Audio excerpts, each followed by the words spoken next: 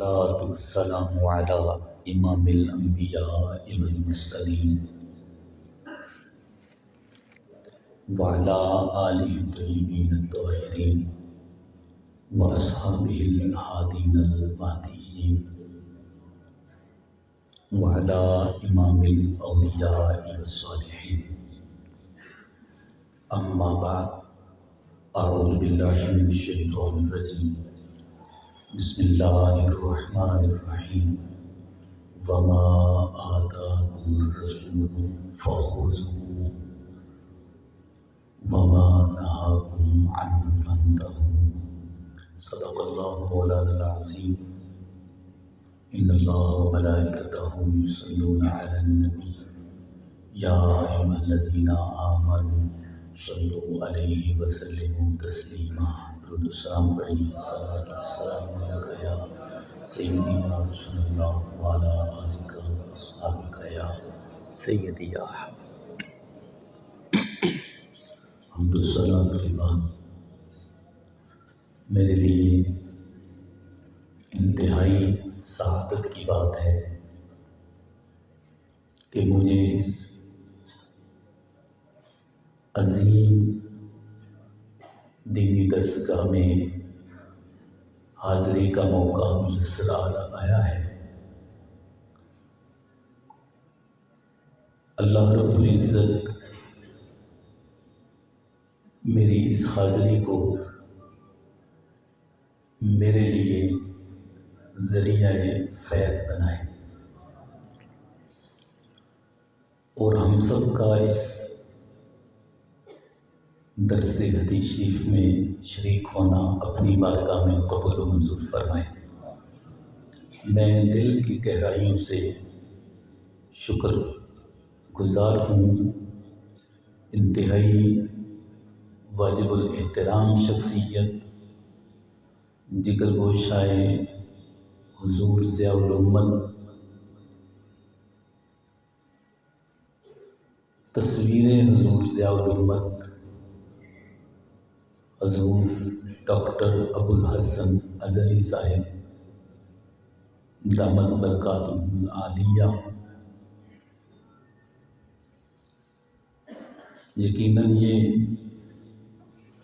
میرے لیے باعث شرف ہے کہ انہوں نے میرا انتخاب کیا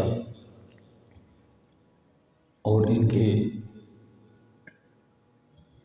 قدموں میں مجھے بیٹھ کے یہاں کچھ بیان کرنے کا موقع اللہ تعالیٰ نے عطا کیا۔ اللہ آپ کا سایہ ہمارے سروں پر سلامت فرمائے۔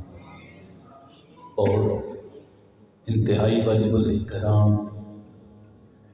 جناب ڈاکٹر نعیم الدین اظہری صاحب، آپ نے مجھے حکم فرمایا، میں آپ کا بھی شکریہ ادا کرتا ہوں اور آپ کی ایکٹیویٹی کو دیکھتے رہتے ہیں۔ آپ جس قدر اپنی خدمات سر انجام دے رہے ہیں، جو ادنا مدر ادارہ ہے جس کو ہم امت مسلمہ کا منبع اور ایسے رجال جو ساری دنیا میں پھیلے اس کا منبع و مصدر کہتے ہیں، یہ عظیم الشان جامعہ اس میں اپنی خدمات سر انجام دے رہے ہیں۔ اور ان کے علاوہ واجب الاحترام جناب حضرت مفتی ضیاء المصطفیٰ صاحب یہاں پہ موجود ہیں۔ اللہ سب بزرگوں کا سایہ سلامت فرمائے۔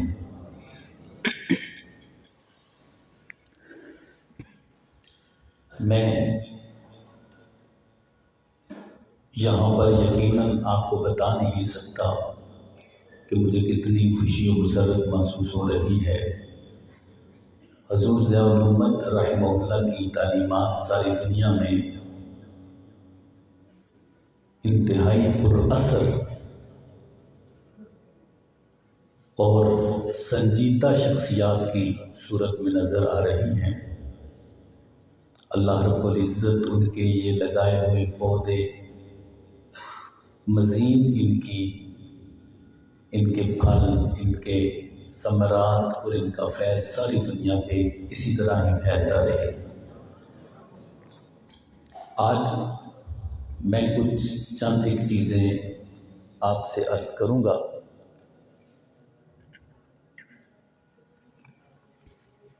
ہمارے سامنے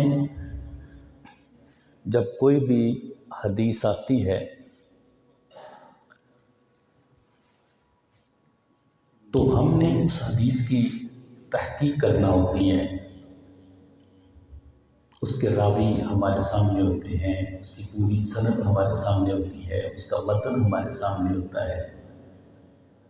ہم نے اس حدیث پر تحقیق کرنی ہوتی ہے کہ ہم خود سے کیسے تحقیق کر سکتے ہیں۔ میں اس حوالے سے کچھ چیزیں آج عرض کروں گا کہ کسی بھی راوی کے احوال کن کن کتب سے تلاش کیے جائیں اور ان روات پر حکم کیسے لگایا جائے، اور پھر آخر میں حدیث پاک پر حکم کیسے لگایا جائے۔ اس کے لیے جو مرکز کی حیثیت رکھتی ہیں وہ کتب اسماء الرجال ہیں۔ کتب اسماء الرجال، اس کے لیے مختلف الفاظ استعمال ہوتے ہیں۔ کتب الاعلام، یہ ایک لفظ ہے الاعلام۔ الاعلام کا لفظ بھی اسی معنی میں ہی استعمال ہوتا ہے، کتب الاعلام۔ اور الاعلام کے نام سے کئی کتابیں بھی موجود ہیں جو راویوں کے احوال پر لکھی گئی ہیں۔ دوسرا جو ہم نے ٹاپک سلیکٹ کیا کتب اسماء الرجال، وہ بھی اس کے لیے استعمال ہوتا ہے۔ اور احوال الروات، یہ بھی لفظ اس کے لیے استعمال ہوتا ہے۔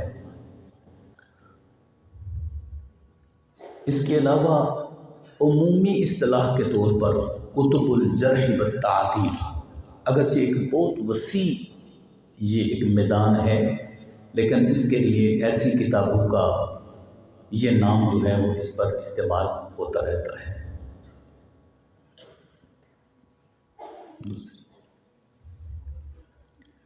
تو آج ہم تھوڑا سا ان کتب کا تعارف مختصر سمجھنے کی کوشش کریں گے، پھر انہوں نے جو منہج و اسلوب اختیار کیا ہے اپنی کتب کے اندر اس کو سمجھیں گے، پھر اس کو ہم راویوں پر امپلیمنٹ کرنے کی کوشش کریں گے کہ انہوں نے جو مختلف الفاظ بیان کیے ہیں، ثقہ کہا ہے، ضعیف کہا ہے یا مقبول کہا ہے، صدوق کہا ہے، اگر مختلف قسم کے اقوال سامنے آ گئے ہیں تو پھر فیصلہ کیسے کیا جائے گا؟ ایک طرف تعدیل ہے اور ایک طرف جرح ہے، اور تعدیل 40-50 لوگوں کی موجود ہے اور 2 لوگوں کی جرح موجود ہے، تو ترجیح کس کو دی جائے گی؟ یا 10-15 لوگوں کی جرح موجود ہے اور 2 لوگوں کی تعدیل اس کے اوپر موجود ہے، تو پھر ہم فیصلہ کیسے کریں گے ان کے درمیان؟ یہ سب سے اہم ایک چیز ہوتی ہے کسی بھی بندے کے سامنے، کسی بھی طالب حدیث کے سامنے، کہ وہ اپنا ڈیسیژن کیسے لے گا، فیصلہ کیسے سنائے گا۔ تو اس حوالے سے آپ کو چند ایک چیزیں پہلے میں بتانا چاہوں گا، پھر اس ترتیب سے آپ کو کتب کا تعارف کرواؤں گا۔ سب سے پہلے آپ نے کوئی بھی آپ کے سامنے حدیث آ گئی، اب آپ نے اس میں تحقیق کرنی ہے، تو سب سے پہلے آپ کیا کریں گے؟ سند اور متن آپ کے سامنے آ چکا ہے، اب اس کے بعد آپ نے کیا کرنا ہے؟ پہلے اس کی سند پر آپ نے کام کرنا ہے، اور سند پر جو آپ نے کام کرنا ہے اس کا طریقہ کار کیا ہوگا؟ آپ یہ چیزیں نوٹ فرماتے جائیے ساتھ ساتھ، پھر ہم اس کی تفصیل میں جائیں گے۔ سب سے پہلے آپ نے اس حدیث سے، اس متن سے متعلقہ، جو اس متن کے اندر مواد موجود ہے اس سے متعلق آپ نے ساری کتب سے جہاں جہاں تک آپ کی اپروچ ہے اس سے اسانید اکٹھی کرنی ہے۔ متن وہی ہوگا الفاظ کا اختلاف ہو یا معنی ایک ہو، متن وہی ہوگا۔ اس متن کے متعلق آپ نے اسانید کا ایک ذخیرہ اکٹھا کر لینا ہے۔ یہ سب سے پہلے اسانید کا ٹائٹل دیں، سب سے پہلے اوپر یہ لکھیں اسانید۔ جس وقت آپ اسانید اکٹھی کر لیں گے، اب اس کے بعد آپ نے جہاں جہاں سے اسانید لے رہے ہیں وہاں وہاں آپ اپنا جس کتاب سے لی ہے اس کا حوالہ آگے ذکر کر دیجیے۔ پھر اس کے بعد جب اسانید آپ کے پاس جمع ہو جائے گی، اب جو روایت آپ کو ملی تھی اس روایت کی سند پر آپ نے کام کرنا ہے۔ دوسری اسانید آپ کے پاس ڈیٹا کے طور پر محفوظ پڑی ہوئی ہے، آپ اس سند کو چیک کریں گے۔ اس سند کو جب آپ دیکھیں گے تو اس کے اوپر آپ ٹائٹل کیا دیں گے؟ سب سے پہلے آپ لکھ لیں گے احوال الروات، راویوں کے احوال، یہ اوپر آپ ایک ٹائٹل دے دیں گے۔ پھر اس کے بعد آپ راویوں پر بحث شروع کر دیں گے۔ تو کسی بھی راوی کو جب آپ نے اس پر کام کرنا ہے تو اوپر راوی کا نام آپ لکھ لیں گے۔ راوی کا نام لکھنے کے بعد پھر اس راوی کا نیچے مکمل نام آپ نے لکھنا ہے اسم و نسب کے ساتھ۔ تو پہلی جو راوی کا اوپر مختصر سا نام لکھنے کے بعد، مثال کے طور پر آپ کسی بھی ایک راوی کا نام لے لیتے ہیں اور امام ابن شہاب زہری، آپ ان کا نام اوپر اتنا لکھ دیتے ہیں۔ پھر نیچے آپ نے لکھنا ہے اسم و نسب، اس کے بعد آپ نے لکھنا ہے ولادت۔ ولادت کے بعد آپ نے لکھنا ہے اساتذہ، پھر اس کے بعد تلامیذہ، پھر اس کے بعد طبقہ، پھر اس کے بعد وفات، پھر اس کے بعد اقوال علماء، اقوال علماء کی ہیڈنگ آ جائے گی۔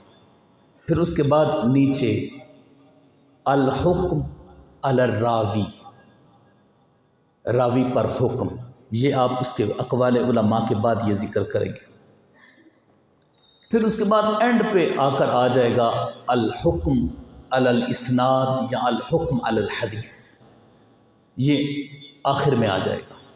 اب یہ ایک اس کی شکل آپ کے سامنے آ گئی ہے کہ آپ نے کسی بھی راوی کو تلاش کرنے کے لیے کن کن چیزوں کو آپ نے دیکھنا ہوتا ہے۔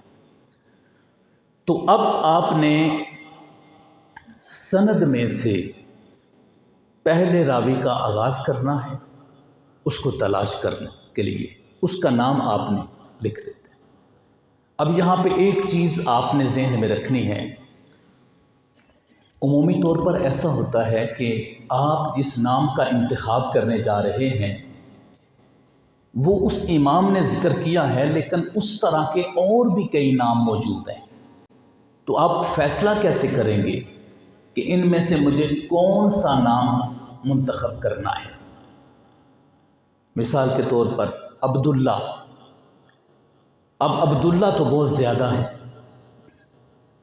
تو اب کیا کرنا ہوگا ہمیں؟ تو اس کے لیے ہمیں دو شخصیات کو سامنے رکھنا ہوگا، ایک اس راوی کے استاد شیخ اور ایک اس راوی کے شاگرد تلمیذ۔ ان دونوں کا نام ہمیں نوٹ کرنا ہوگا کہ اس سند کے اندر جو اس راوی کے بعد جس کا ذکر کیا گیا ہے وہ اس کا شیخ ہے، اور جو اس راوی سے پہلے ذکر ہوا ہے وہ اس کا تلمیذ ہے۔ اب وہ دونوں نام ہم نے نوٹ کر لینے ہیں ساتھ کہ وہ کون کون سے لوگ ہیں، اس کو پھر آگے جا کر میں بیان کروں گا کہ وہاں سے کیسے تلاش کرنا ہے۔ اب آپ نے جس وقت اس کا آغاز کر دینا ہے، نام لکھ لیا ہے، تو اب آپ نے اسم و نسب سے آغاز کرنا ہے۔ اب اسم و نسب سے آغاز کرنے کے لیے آپ کو کتب کی ضرورت ہوگی کہ آپ کون کون سی کتابوں کی طرف جائیں گے، کن کن کتب کی طرف جا کر آپ رجوع کریں گے۔ تو میں آپ کو آسان تلاش کے لیے چند ایک کتب کا نام آپ کو لکھوا دیتا ہوں۔ اگر آپ کے پاس یہ کتب موجود ہوں گی، ان کی اویلیبلٹی ہو، تو پھر آپ آسانی سے کسی بھی راوی کے احوال کو تلاش کر سکتے ہیں۔ اس کے لیے آپ نوٹ فرما لیجئے، تہذیب الکمال، تہذیب الکمال امام یوسف مزی،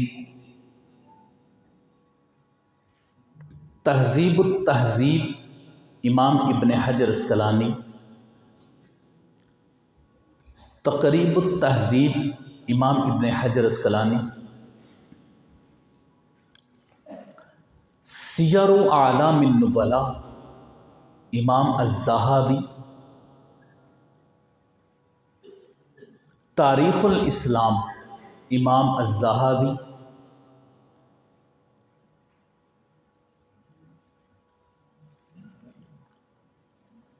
میزان الاعتدال امام الذہبی، تذکرۃ الحفاظ امام الذہبی، الکاشف امام الذہبی۔ ان کے علاوہ الطبقات الکبریٰ ابن سعد، الطبقات الکبریٰ ابن سعد،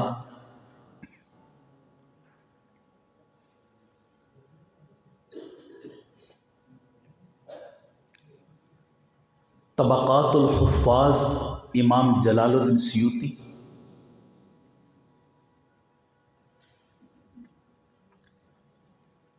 الاعلام خیر الدین زرکلی، الاعلام، یہ بھی نوٹ فرما لیجیے۔ اس کے علاوہ الانساب امام سمعانی، الانساب امام سمعانی۔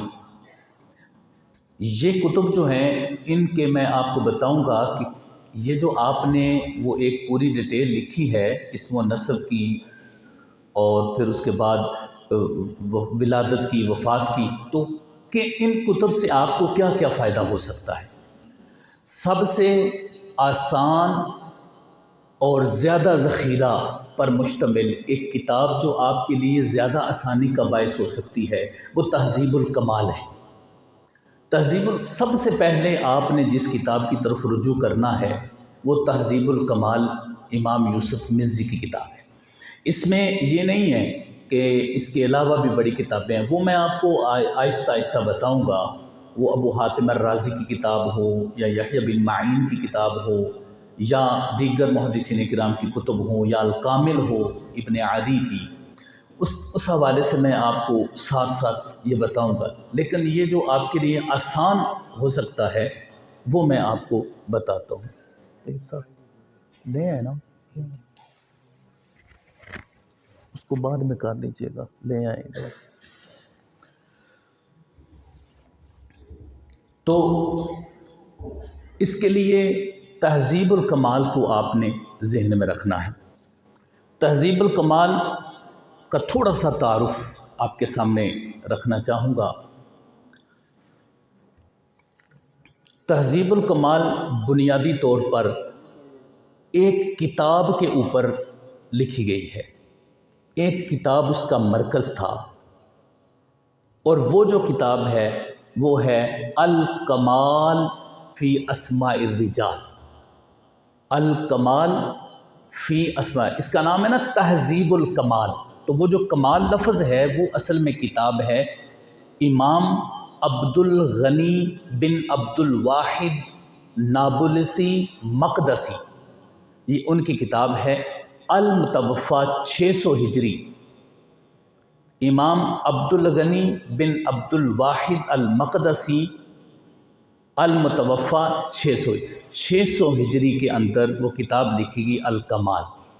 اور اس کتاب کو ایک خصوصیت حاصل ہے، یہ آپ نے تھوڑا سا نوٹ فرمانا ہے۔ الکمال کو یہ خصوصیت حاصل ہے کہ یہ کتب ستہ کے روات پر اسلامی تاریخ کی سب سے پہلی کتاب ہے۔ کتب ستہ کے جو راوی ہیں ان کے احوال پر الکمال پہلی، اس سے پہلے جرح و تعدیل پر بڑی کتابیں ہیں، راویوں کے احوال پر بڑی کتابیں، جو باقاعدہ طور پر کتب ستہ کے روات پر جو کام کیا تھا وہ امام عبدالغنی مقدسی، عبدالغنی بن عبدالواحد مقدسی رحمہ اللہ نے کیا تھا۔ انہوں نے کتب ستہ کے احوال جو راوی تھے ان کے احوال کو کتاب کے اندر جمع کیا تھا۔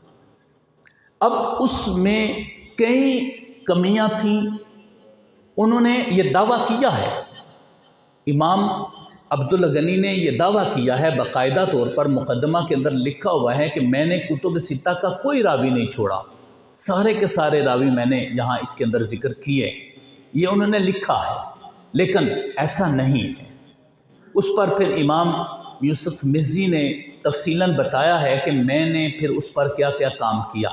انہوں نے بتایا کہ اس میں جو جو چیزیں میں نے ایڈ کی، مطلب اساتذہ، تلامذہ وغیرہ بہت زیادہ انہوں نے ذکر کیے، اور بڑی تفصیلی 3 جلدوں میں تھی الکمال، 3 جلدوں میں، اور یہ جو ہے یہ اپنی اشاعت کے اعتبار سے مختلف، اس کی کوئی 12 بھی ہیں، کوئی 18 بھی ہیں، مختلف جیسے جیسے کوئی اس کی اشاعت کرتا ہے اس کے مطابق اس کی مختلف اقسام ہیں۔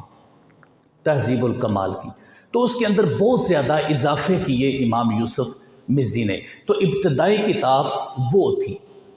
پھر اس پر آگے سارے کام ہوئے، مثال کے طور پر اس پر جو امام یوسف مزی کے شاگرد تھے امام الذہبی، امام یوسف مزی کے شاگرد تھے امام الذہبی رحمہ اللہ، اور امام الذہبی امام ابن حجر اسقلانی سے پہلے کے ہیں۔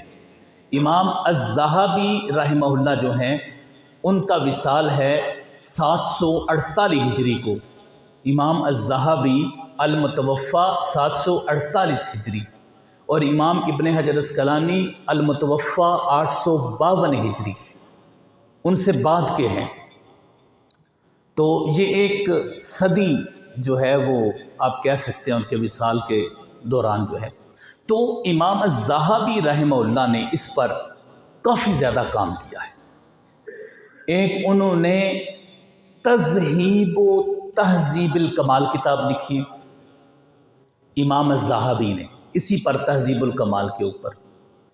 دوسرا انہوں نے الکاشف کتاب لکھی ہے، الکاشف امام الذہبی رحمہ اللہ کی کتاب ہے جو اسی کے اوپر ہی ہے۔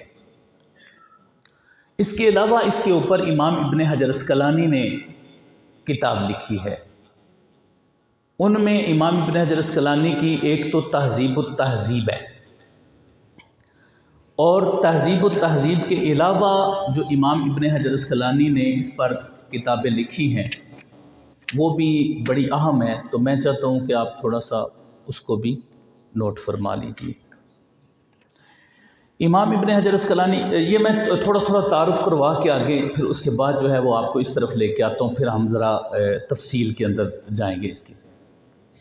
اچھا، جو تہذیب الکمال کتاب ہے وہ امام یوسف بن عبد الرحمن بن یوسف مزی المتوفی 742، یہ نوٹ کرتے جائیے، پھر آپ کو یہ چیزیں جو ہیں وہ ان کی ضرورت پڑے گی، کیونکہ جب کوئی بھی مصنف ہوتا ہے یا کوئی محدث ہے تو اس کے دور کا پتہ ہونا چاہیے کس عہد کا ہے، اگر وہ پتہ ہو تو آپ کے لیے بہت زیادہ معاملات آسان ہو جاتے ہیں، اور یہ آپ کو یاد ہونا چاہیے کہ ان کے ادوار کیا کیا ہیں۔ تو ان کا علاقہ تھا یہ دمشق کے قریب ایک بستی تھی مزاح، اس کی طرف نسبت ہے ان کی مزی، اور یہ وہی دور ہے، یہ ابن تیمیہ اور امام ذہبی رحمہ اللہ، یہ ان کا دور ہے جو امام یوسف مزی کا دور ہے، ان کا بھی ظاہر ہے امام ابن حجر اسقلانی سے پہلے کا یہ دور ہے۔ اس حوالے سے جو ہے وہ انہوں نے جو یہ کام کیا ہے، بہت بڑا کام کیا ہے، یہ انہوں نے تقریباً 7 سال کے اندر یہ کتاب لکھی ہے، 7 سال محنت کر کے اس کتاب کو، ہم تو یہ کہتے ہیں جی بس کتاب مکمل ہونی چاہیے، بس 1 ہفتے 2 ہفتے مہینے کے اندر، تو ان لوگوں نے بڑی بڑی محنت کر کے اتنا جو ہے وہ انہوں نے کام کیا ہے۔ اچھا، تہذیب کا معنی کیا ہوتا ہے؟ تہذیب کا معنی اختصار نہیں ہوتا، تہذیب کا معنی اختصار نہیں ہے، تہذیب کا معنی اصلاح، سنوارنا، کسی چیز کو بہتر بنانا۔ تو انہوں نے جو کام کیا ہے تہذیب، امام یوسف مزی فرماتے ہیں کہ میں نے الکمال میں بہت زیادہ اضافہ کیا ہے، جن چیزوں کی مجھے کمی محسوس ہو رہی تھی میں نے کیا ہے۔ اور اگر وہ آپ اس کو خلاصہ مراد لیں یا اختصار مراد لیں تو وہ 3 جلدوں پر ہے، اور جبکہ اس کی بے شمار جلدیں ہیں، تو پھر یہ اس کا اختصار نہیں۔ تو تہذیب کا مطلب ہوتا ہے اصلاح یا سنوارنا، جن چیزوں کی کمیاں محسوس ہو رہی ہیں، جو اضافے ہوں ان کو کم کرنا اور جو کمیاں ہوں ان کو پورا کرنا، یہ اصل مقصد ہوتا ہے تہذیب کا۔ تو انہوں نے یہ کتاب لکھی، اس کے اندر انہوں نے جو منہج و اسلوب رکھا ہے وہ ذرا اس کا میں آپ کو تعارف کروانا چاہتا ہوں کہ امام مزی نے تہذیب الکمال میں جو منہج و اسلوب رکھا ہے وہ کیا ہے۔ انہوں نے سب سے پہلے تو راویوں کی تعداد ذرا لکھ لیں کہ تقریباً 8,045 راویوں کے احوال اس کے اندر جو ہے وہ انہوں نے ذکر کیے ہیں امام یوسف مزی نے۔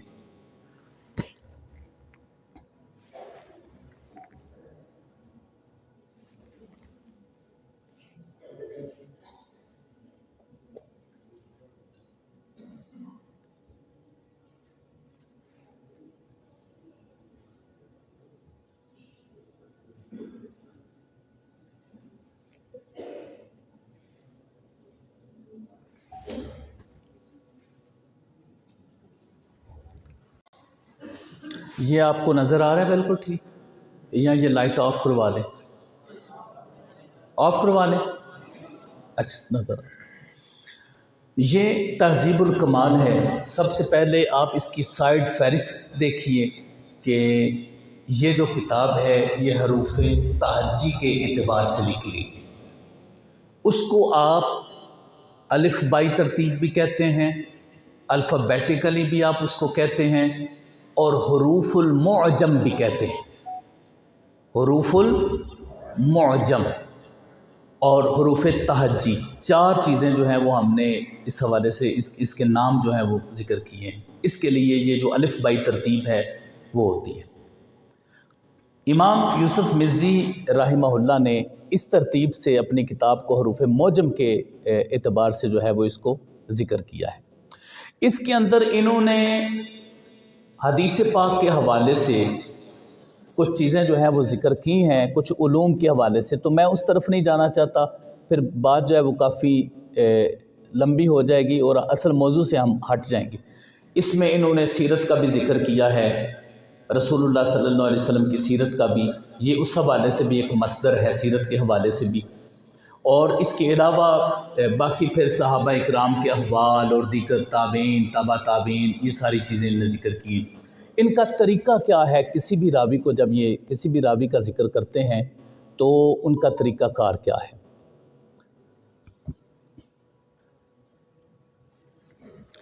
یہ ذرا آپ دیکھ لیجئے جی، اور یہ چیزیں آپ نے تھوڑی سی نوٹ کرنی ہے۔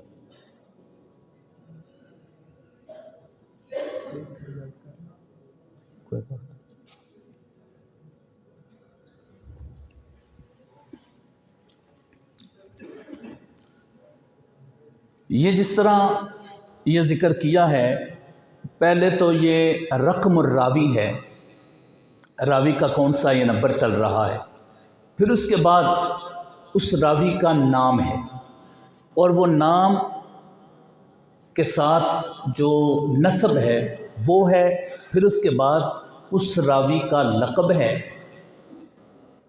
اور پھر اس کے بعد اس کا مقام و مرتبہ یا اس کی حیثیت ہے۔ جس طرح آگے جا کر انہوں نے لکھا لہو صحبت، یعنی یہ صحابی ہیں، وہ ذکر کیا۔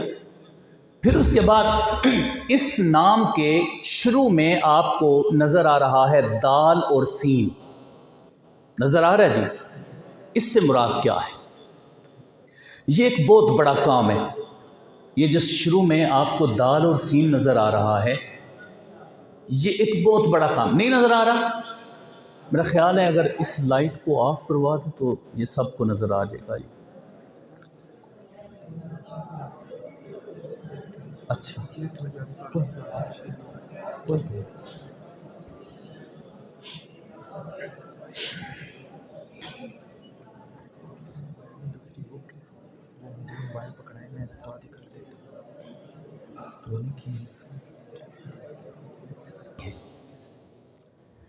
اس کے ذکر کرنے کا آپ کو کیا فائدہ ہو سکتا ہے جو انہوں نے ذکر کیا ہے؟ یہ فائدہ ہو سکتا ہے کہ ایک تو اگر وہ راوی بخاری و مسلم کا ہے تو آپ کسی حد تک مطمئن ہو جاتے ہیں کہ یہ رجال بخاری سے ہیں یا رجال مسلم سے ہیں تو یہ ثقہ ہوں گے۔ اس حوالے سے آپ تھوڑا مطمئن ہو جاتے ہیں اور ایک پہلے آپ کے ذہن میں ایک سکیچ آ جاتا ہے کہ اس راوی کی کیا حیثیت ہو سکتی ہے۔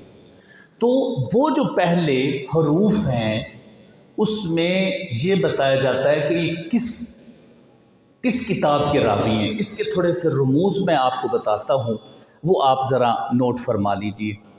اگر شروع میں عین ہو، عین، تو اس کا مطلب ہے کہ یہ کتب ستہ کا راوی ہے، اگر عین ہو۔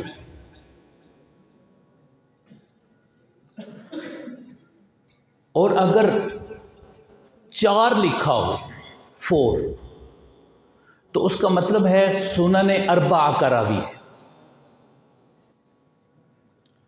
اگر خا ہے تو بخاری، میم ہے تو مسلم، دال ہے تو ابو داؤد، تا ہے تو ترمذی، نون ہے تو نسائی، قاف ہے تو ابن ماجہ قزوینی۔ یہ پورا نام نہیں لکھتے کتاب کا، صرف اس کی طرف اشارہ دے دیتے ہیں کہ یہ کتب ستہ میں سے کس کس کتاب کے اندر یہ راوی موجود ہے۔ اب آپ دیکھیے، جہاں جہاں راویوں کے نام ہیں اس کے آگے بھی ایک بریکٹ کے اندر لکھا ہوا ہے، عین ہے، سین ہے، دال ہے۔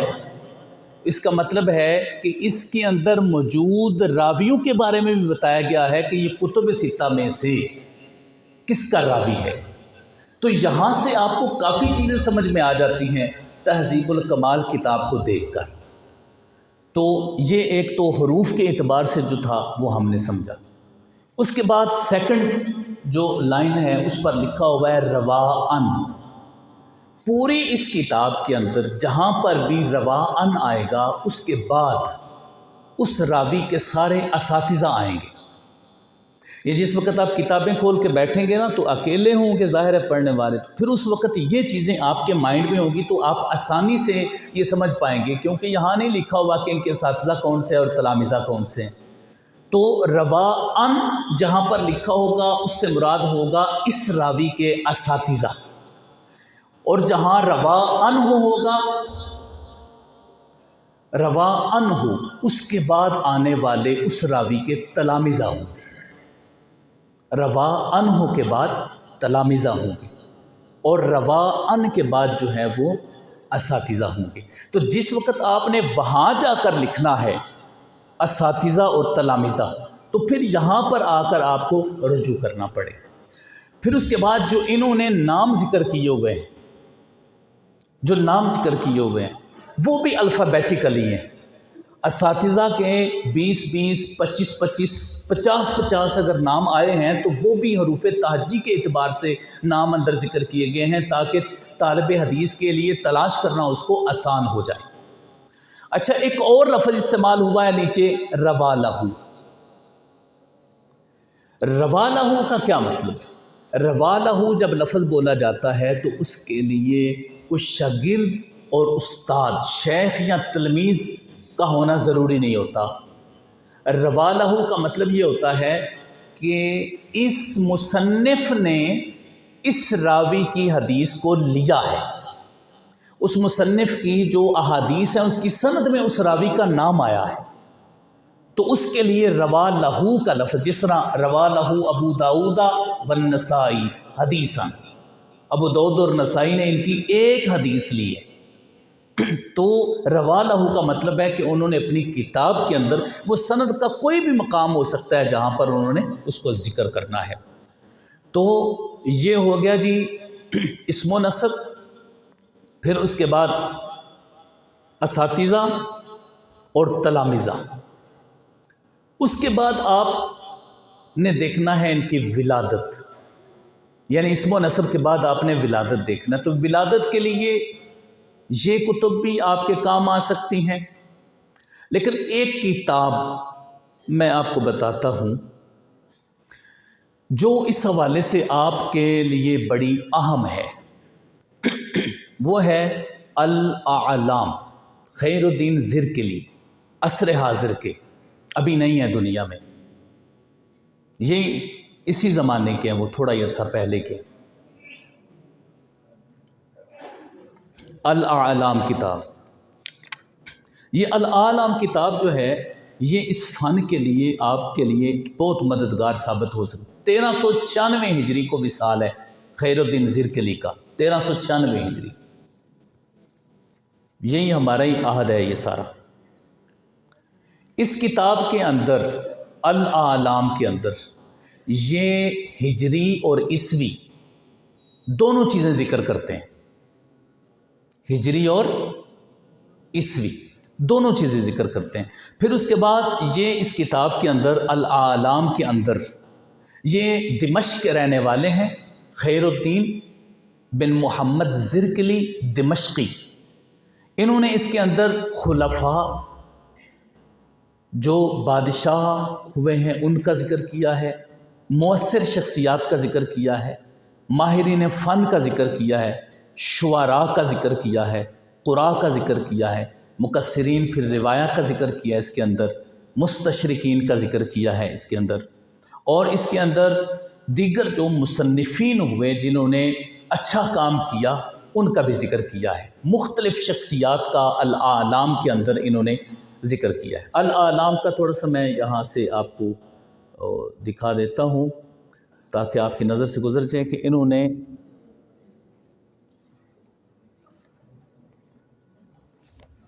نے کس نوعیت کا یہ کام کیا ہے۔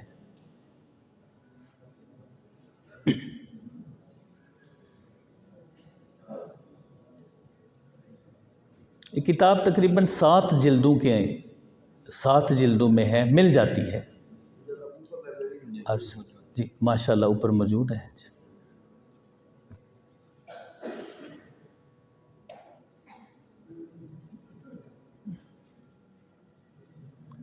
یہ جی دیکھیے،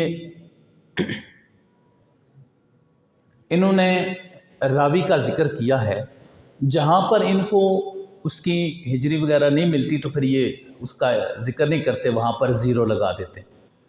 یہاں پہ یہ دیکھیے کہ ابو فراس الحمدانی کا ذکر کیا ہے تو نیچے ہجری 320 اور 357 تک ذکر کر کے آگے اس کی عیسوی بھی ذکر کی ہے۔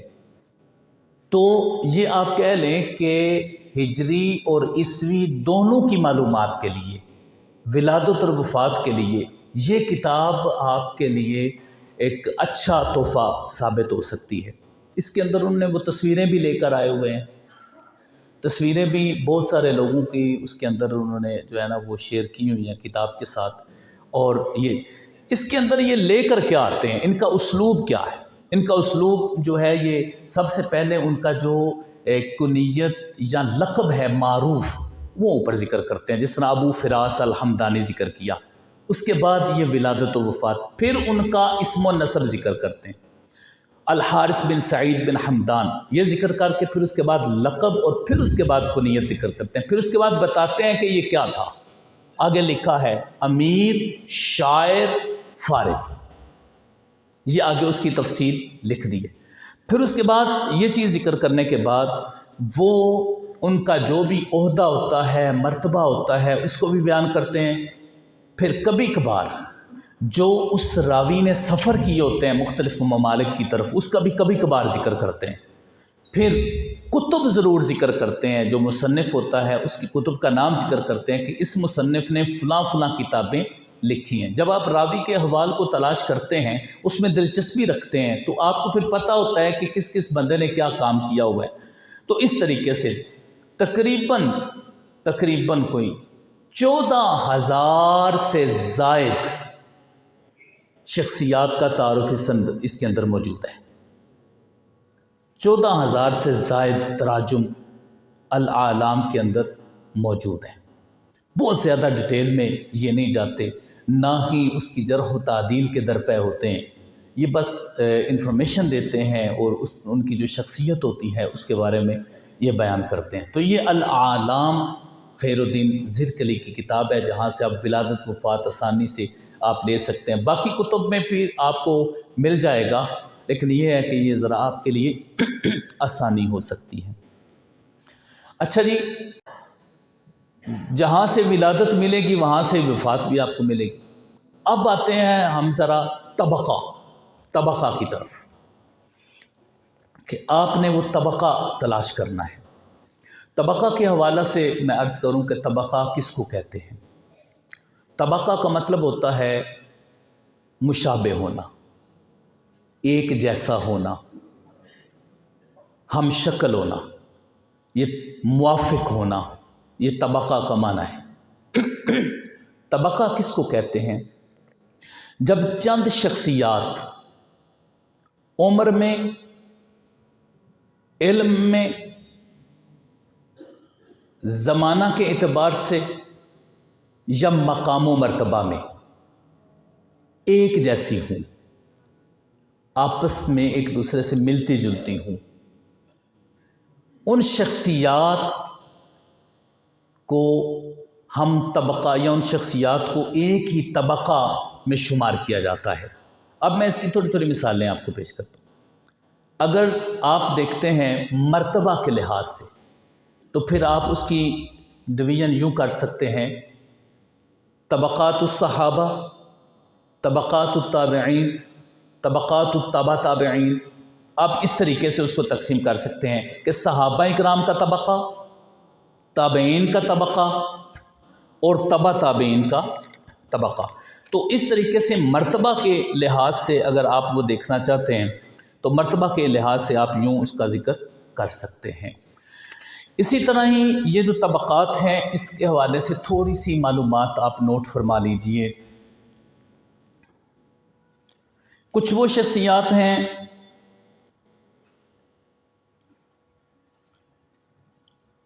جنہوں نے طبقات کو ذکر کیا ہے مطلقاً، یعنی صحابہ، تابعین، تبع تابعین، صحابہ کرام میں فرق نہیں کیا۔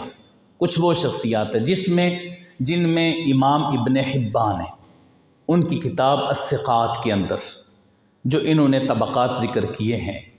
امام ابن حبان المتوفی 354 ہجری، ساتھ یہ نوٹ ہجری وغیرہ جو ان کا عہد ہے اس کو ضرور نوٹ کر لیا کریں۔ امام ابن حبان المتوفی 354 ہجری، انہوں نے اپنی کتاب کو جو تقسیم کیا ہے وہ 4 قرون میں تقسیم کیا ہے۔ القرن الاول الصحابہ، القرن الثانی التابعین، القرن الثالث الذین روا التابعین، الذین روا التابعین، وہ جنہوں نے تابعین سے روایت کیا ہے۔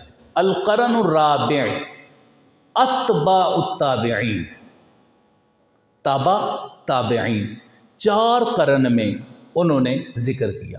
اور آخری جو انہوں نے ذکر کیا اس کے متعلق فرماتے ہیں وَهَذَا الْقَرْنُ يَنْتَهِي إِلَى زَمَانِنَا هَذَا، فرماتے ہیں کہ جو 4تھا قرن ذکر کیا ہے وہ ہمارے اس زمانے تک ہے، یعنی انہوں نے صحابہ کرام سے لے کر اپنے زمانے تک جو شخصیات تھیں ان کا ذکر کیا ہے الثقات کے اندر۔ اور ساتھ ساتھ ایک اشارہ یہ بھی تھوڑا سا کر لیجیے، آگے جا کر اس کی میں تفصیل بھی عرض کروں گا کہ الثقات کے اندر وہ جو راوی لے کر آئے وہ فرماتے ہیں کہ میں نے سکہ راوی ذکر کیے ہیں، لیکن جہاں کہیں کوئی ایسا مسئلہ تھا تو میں نے اس کے ساتھ بتا دیا ہے، میں نے وضاحت کر دی ہے کہ یہ راوی جو ہے اس کو سکہ کہا گیا لیکن یہ راوی ضعیف ہے، یا اس راوی کو ضعیف کہا گیا لیکن میں اس کو سکہ میں ذکر کر رہا ہوں۔ تو کئی جگہ پر وہ اس کی وضاحت بھی کر دیتے ہیں، لیکن عمومی طور پر یہی کہا جاتا ہے کہ جس کے ساتھ وہ کوئی حکم نہیں لگاتے وہ راوی ان کے نزدیک ثقہ راویوں کے اندر شمار ہوتے ہیں۔ تو ایک الثقات ابن حبان ہے۔ دوسری آگے اس کی قسم وہ ہے جنہوں نے صحابہ کرام کی ڈویژن کی، تابعین کی کو ڈیوائیڈ کیا مختلف طبقات کے اندر۔ ان میں ایک تقریب التہذیب ہے امام ابن حجر اسقلانی کی۔ امام ابن حجر اسقلانی نے 12 طبقات ذکر کیے ہیں تقریب التہذیب کے اندر۔ کتنے؟ 12 طبقات امام ابن حجر اسقلانی نے تقریب التہذیب کے اندر ذکر کی۔ پہلے طبقہ میں تقریب التہذیب کے اندر پہلے طبقہ میں انہوں نے صحابہ اکرام کو ذکر کیا ہے، دوسرے طبقہ میں کبار تابعین، تیسرے میں وسطی تابعین، اوساط تابعین، اور چوتھے طبقہ میں انہوں نے وہ جو اوساط تابعین کے ساتھ جن کا تعلق تھا۔ اسی طرح 5ویں طبقہ میں صغار تابعین آگے، چھٹے طبقہ میں وہ جنہوں نے صغار تابعین کا زمانہ پایا ہے وہ آگے ہیں، اور 7ویں طبقہ میں کبار تابع تابعین آگے، 8ویں میں اوساط آگے، 9ویں میں صغار آگے، اور پھر اس کے بعد جو تابع تابعین سے استفادہ کرنے والی شخصیات تھی ان میں سے کبار کا ذکر کیا 10ویں میں، اور 11ویں میں جو تابع تابعین سے استفادہ کرنے والے اوساط تھے ان کا ذکر کیا، اور 12ویں میں جو تابع تابعین سے استفادہ کرنے والے تھے صغار ان کا ذکر کیا۔ 12 طبقات کل جو ہے وہ ذکر کیا۔ اب دیکھیں جس وقت آپ تقریب التہذیب کا مطالعہ کریں گے تو وہاں پر لکھا ہوگا کسی بھی طبقہ کے بارے میں، وہاں پر آپ پر پڑھیں گے من الرابعہ، من العاشرہ، تب آپ پریشان ہو جائیں گے، آپ کہیں گے کہ اس سے مراد کیا ہے۔ تو اگر یہ چیزیں آپ نوٹ کر لیں گے اور آپ کے ذہن میں ہوگی تو پھر اس طرح کی کوئی پریشانی آپ کو نہیں ہوگی۔ یہ جب کسی بھی راوی کا ذکر کرتے ہیں تو اس کے بعد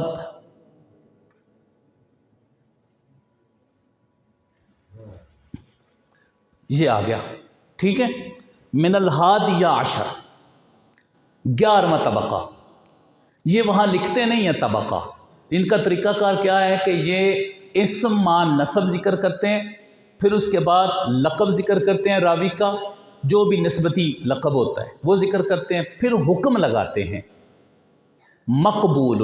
ان کا جو فائنلائز ہے، فائنل جو ڈیسیژن ہوتا ہے وہ آپ کو تقریب التہذیب سے پتہ چلتا ہے کہ ابن حجر اسقلانی ان کے بارے میں کیا کہنا چاہتے ہیں۔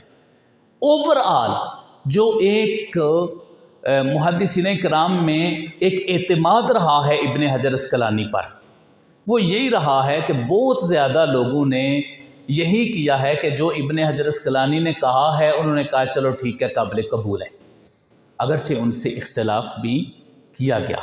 تقریب التہذیب کا جو شعیب ارنوت نے نیچے لکھا ہے اس کے اندر بہت زیادہ جگہوں پر اختلاف بھی کیا ہے امام ابن حجر اسقلانی سے، کیونکہ امام ابن حجر اسقلانی نے جب چھیڑا تھا نا ہدایہ کو الدرایہ کی تخریج کے ساتھ، تو پھر بہت زیادہ لوگوں نے پھر ان پر بھی آگے تحقیق کا آغاز کر دیا تھا۔ تو یہ لکھتے ہیں حکم لگا کے، پھر اس کے بعد لکھتے ہیں من الحادیہ عشر۔ اس کے بعد آگے ایک چھوٹا سا حرف آپ کو نظر آ رہا ہے، وہ کیا ہے؟ قاف نظر آ رہا ہے جی، اس سے مراد کیا ہے؟ یہ ذرا سارا نوٹ کر لیجئے تاکہ آپ کو یہاں پریشانی نہ ہو کہ تا شاید کوئی اضافی لکھی گئی ہے یا اس سے مراد کیا ہے۔ تو یہ ذرا جو ہے وہ آپ، اچھا ایک اور چیز تقریب التہذیب کے حوالے سے ذرا نوٹ فرما لیجئے۔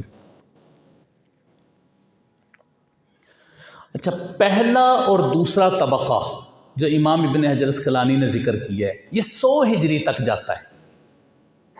پہلا اور دوسرا طبقہ امام ابن حجر اسقلانی کا 100 ہجری تک، اس کو لکھیے ذرا، 100 ہجری تک جاتا ہے۔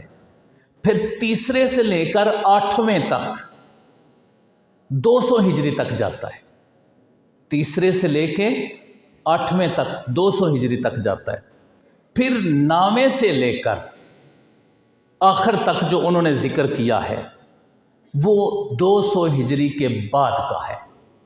تو یوں بھی آپ اگر یہ چیز بھی ذہن میں رکھیں تو اس سے بھی آپ کو کافی فائدہ ہو جائے گا کہ یہ کس ہجری کے ہیں، یہ کون سی جو ہے وہ صدی ہجری ہے۔ اگر آپ اس کو اس کتاب کے اندر، میں دہرانے لگا ذرا، پہلا اور دوسرا طبقہ جو ہے وہ 100 ہجری تک ہے، اور تیسرے سے لے کر 8ویں تک 200 صدی ہجری تک ہے، اور 9ویں سے آخر تک 200 صدی ہجری کے بعد کے ہیں۔ اس طریقے سے بھی طبقات کی تقسیم ہے۔ ایک دوسری جو تقسیم میں نے بتائی ہے طبقات کی وہ ہے، اور ایک یہ تقسیم ہے۔ یہ جو آخر میں الفاظ لکھتے ہیں وہ ذرا نوٹ فرما لیجئے۔ جب خا آئے تو بخاری، جب یہ خا آخر میں لکھیں تو بخاری ہے، اور اگر یہ تعلیقات بخاری کا ذکر کریں تو خا اور تا، خا تا اکٹھا لے کر آتے ہیں، تعلیقات بخاری۔ اگر ادب المفرد ہو بخاری کی تو پھر با اور خا ذکر کرتے ہیں، اور اگر جزء القرات، جو جزء قرات خلف الامام ان کی کتاب، اس کا ذکر کرتے ہیں تو را لے کر آتے ہیں، را۔ اور اگر جزء رفع الیدین کا ذکر کرتے ہیں تو پھر یا لے کر آتے ہیں، آخر میں یا۔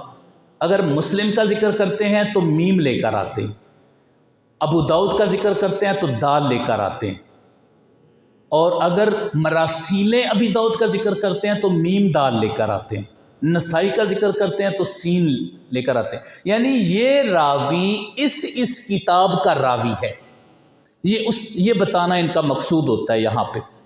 ابن ماجہ کا ذکر کرتے ہیں تو قاف لے کر آتے ہیں، ابن ماجہ کے لیے کبھی کوئی جہ لے کر آتے ہیں، آخر میں جا، جیم اور ہا، اور کبھی قاف لے کر آتے ہیں، قزوین کی طرف اشارہ ہوتا ہے۔ ترمذی کے لیے تا، اور شمائل ترمذی کے لیے شین اور میم لے کر آتے ہیں، اور کتب ستہ کے لیے عین لے کر آتے ہیں، عین، اور سنن اربع کے لیے 4 کا ہندسہ جو ہے وہ لے کر آتے ہیں۔ یہ تقریب التہذیب کے اندر جو یہ ذکر کرتے ہیں۔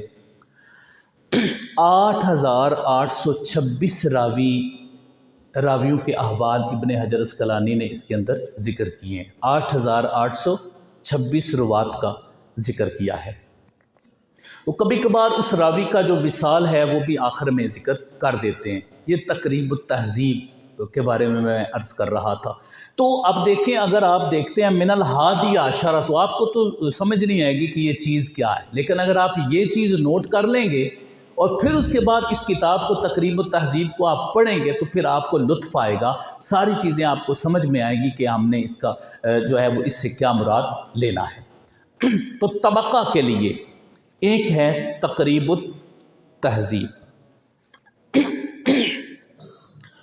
دوسرا طبقہ کے لیے ہے امام جلال الدین سیوطی کی کتاب طبقات الحفاظ۔ یہ دراصل امام جلال الدین سیوطی نے امام ذہبی کے تذکرۃ الحفاظ سے ہی استفادہ کیا ہے۔ طبقات الحفاظ، جو تذکرۃ الحفاظ ہے امام ذہبی رحمہ اللہ کی، اس کے اندر امام ذہبی رحمہ اللہ نے سارے حفاظ کا ذکر کیا ہے۔ کس کا ذکر کیا ہے؟ حفاظ کا ذکر کیا۔ اب یہ تھوڑا سا اس حوالے سے بھی عرض کروں، پھر طبقات الحفاظ کی طرف جاؤں گا کیونکہ یہ اس کا مصدر اصلی ہے۔ صحابہ کرام کے دور سے لے کر اپنے دور تک حفاظ کا ذکر کیا ہے امام ذہبی نے۔ ان کا دور کب ہے؟ 8ویں صدی ہجری ہے، میں نے بتایا آپ کو، لیکن یہ 700 تک اپنا کام جو ہے نا وہ لے کے آتے ہیں، ان حفاظ کا ذکر کرتے ہیں۔ انہوں نے امام ابن قتیبہ کا ذکر نہیں کیا، جبکہ امام ابن قتیبہ کی کتاب ہے تاویل مختلف الحدیث، اسی طرح غریب الحدیث، یہ امام ابن قتیبہ دیناوری، یہ ان کی کتابیں ہیں حدیث پر، لیکن انہوں نے ذکر نہیں کیا، لیکن یہ بات ذکر کی ہے کہ میں ابن قتیبہ کا ذکر نہیں کر رہا کیونکہ وہ لغت کا ماہر ہے، حافظ الحدیث نہیں ہے، اس لیے میں ذکر نہیں کر رہا۔ انہوں نے باقاعدہ امام ذہبی رحمہ اللہ نے مینشن کیا ہے اس چیز کو کہ میں ان کا ذکر نہیں کر رہا۔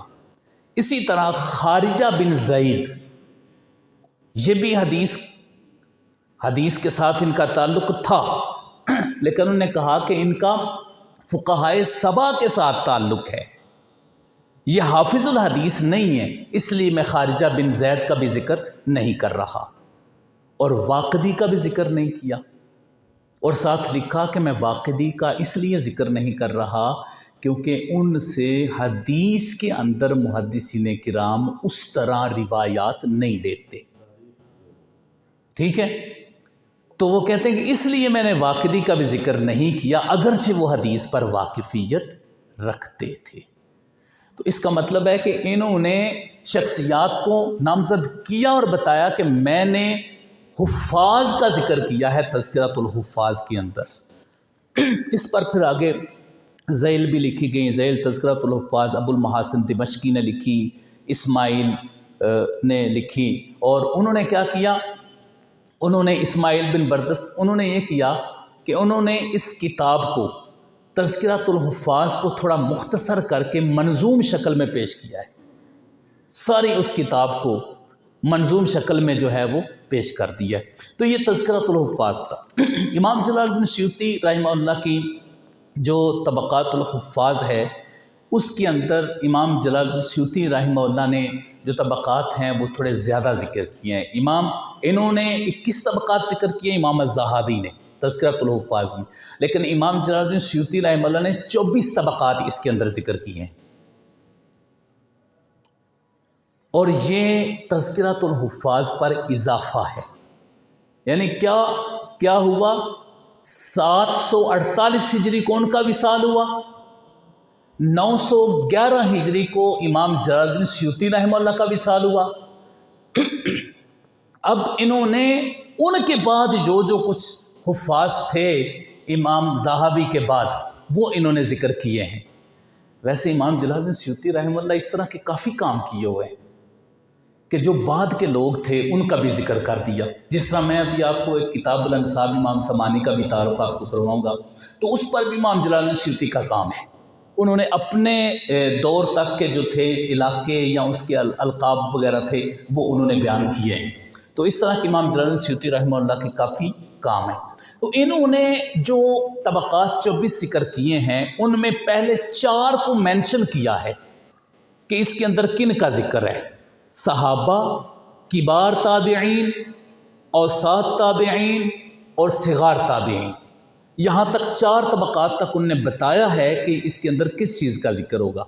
اس کے بعد جتنے بھی آئے ہیں انہوں نے باقاعدہ علیحدہ چیپٹر کے طور پر ذکر نہیں کیا کہ میں اس کے اندر کون سے لوگوں کو لے کر آ رہا ہوں، لیکن انہوں نے وہ سارا جو ہے وہ اس کو ذکر کر دیا ہے، اور اس کے ضمن میں جو راوی تھے وہ بھی سارے ذکر کر دیے ہیں۔ ان کا وہ اسلوب کیا ہے طبقات الحفاظ میں۔ اب اگر آپ اس راوی کا طبقہ جاننا چاہتے ہیں تو یہ کتاب امام جلال الدین سیوطی کی الطبقات جو ہے یہ آپ کو بتائے گی کہ وہ راوی جو ہے وہ کس طبقہ کے اندر شامل ہے۔ اس کو آپ تقسیم کر لیں گے 24 پر کہ یہ جو طبقہ آ رہا ہے یہ کون سا طبقہ آ رہا ہے، تو آپ ادھر لکھ دیں گے کہ یہ 20ویں طبقے کا ہے یا 15ویں طبقے کا ہے یا 10ویں طبقہ کا ہے، تو اس کو آپ جان پائیں گے۔ انہوں نے بھی جو ہے وہ پہلے ایک لقب ذکر کیا چھوٹا سا اس محدث کے بارے میں، راوی کے بارے میں، پھر اس کے بعد جو ہے وہ انہوں نے اگر وہ معروف لقب تھا تو ذکر کر دیا، معروف نہیں تھا تو ڈائریکٹ نام ذکر کر دیا۔ پھر اس کے بعد انہوں نے القاب ذکر کیے، یعنی وہ محدث ہے، وہ حافظ ہے، یہ پہلے ذکر کیے انہوں نے۔ القاب ذکر کرنے کے بعد پھر کنیت ذکر کی۔ اب کنیت جو ہے وہ شروع میں نہیں باقی محدثین ذکر کرتے، امام جلال الدین سیوطی رحمہ اللہ نے اس کا تھوڑا سا انداز جو ہے وہ تبدیل کیا ہے۔ تو پہلے کنیت لے کر آتے ہیں، پھر اس کے بعد اس راوی کا اسم و نسب لے کر آتے ہیں، پھر اس کے بعد جو اس کا نسبتی لقب ہوتا ہے کسی شہر کی طرف ہوتا ہے یا کسی خاندان کی طرف ہوتا ہے، اس کو وہ لے کر آتے ہیں۔ اس کے بعد اساتذہ اور تلامذہ لے کر آتے ہیں۔ یہ روا کی بجائے سامع کا لفظ استعمال کرتے ہیں۔ جو امام یوسف مزی نے روا ان کا استعمال کیا تھا، یہ صرف سامع کا لفظ۔ سامع کے بعد طبقات الحفاظ میں جتنے نام آئیں گے وہ ان کے اساتذہ ہوں گے، اور تلامذہ کے لیے ان ہو کے الفاظ استعمال کرتے ہیں، صرف ان ہو۔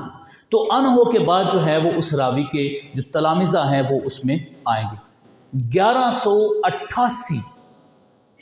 1188 راویوں پر جو ہے وہ انہوں نے کلام کیا ہے۔ پھر اس کے بعد یہ کبھی کبھار جو ہے وہ راوی کا مرتبہ بھی بیان کر دیتے ہیں۔ زیادہ تر یہی ہے کہ یہ اس کا حکم بیان کرتے ہیں، اقوال علماء کی طرف نہیں جاتے کیونکہ یہ اس کو مختصر کرنا چاہتے ہوتے ہیں۔ پھر آخر میں وفات ذکر کرتے ہیں، لیکن کبھی کبھی ساتھ ولادت بھی ان کے ذکر کر دیتے ہیں۔ تو طبقہ کے لیے تقریب التہذیب اور طبقات الحفاظ، اور آگے طبقات ابن سعد، یہ تیسری بھی لکھ لیں۔ انہوں نے بھی باقاعدہ امام ابن حجر اسقلانی کی طرح جو ہے وہ طبقات کا ذکر کرتے ہیں امام ابن سعد۔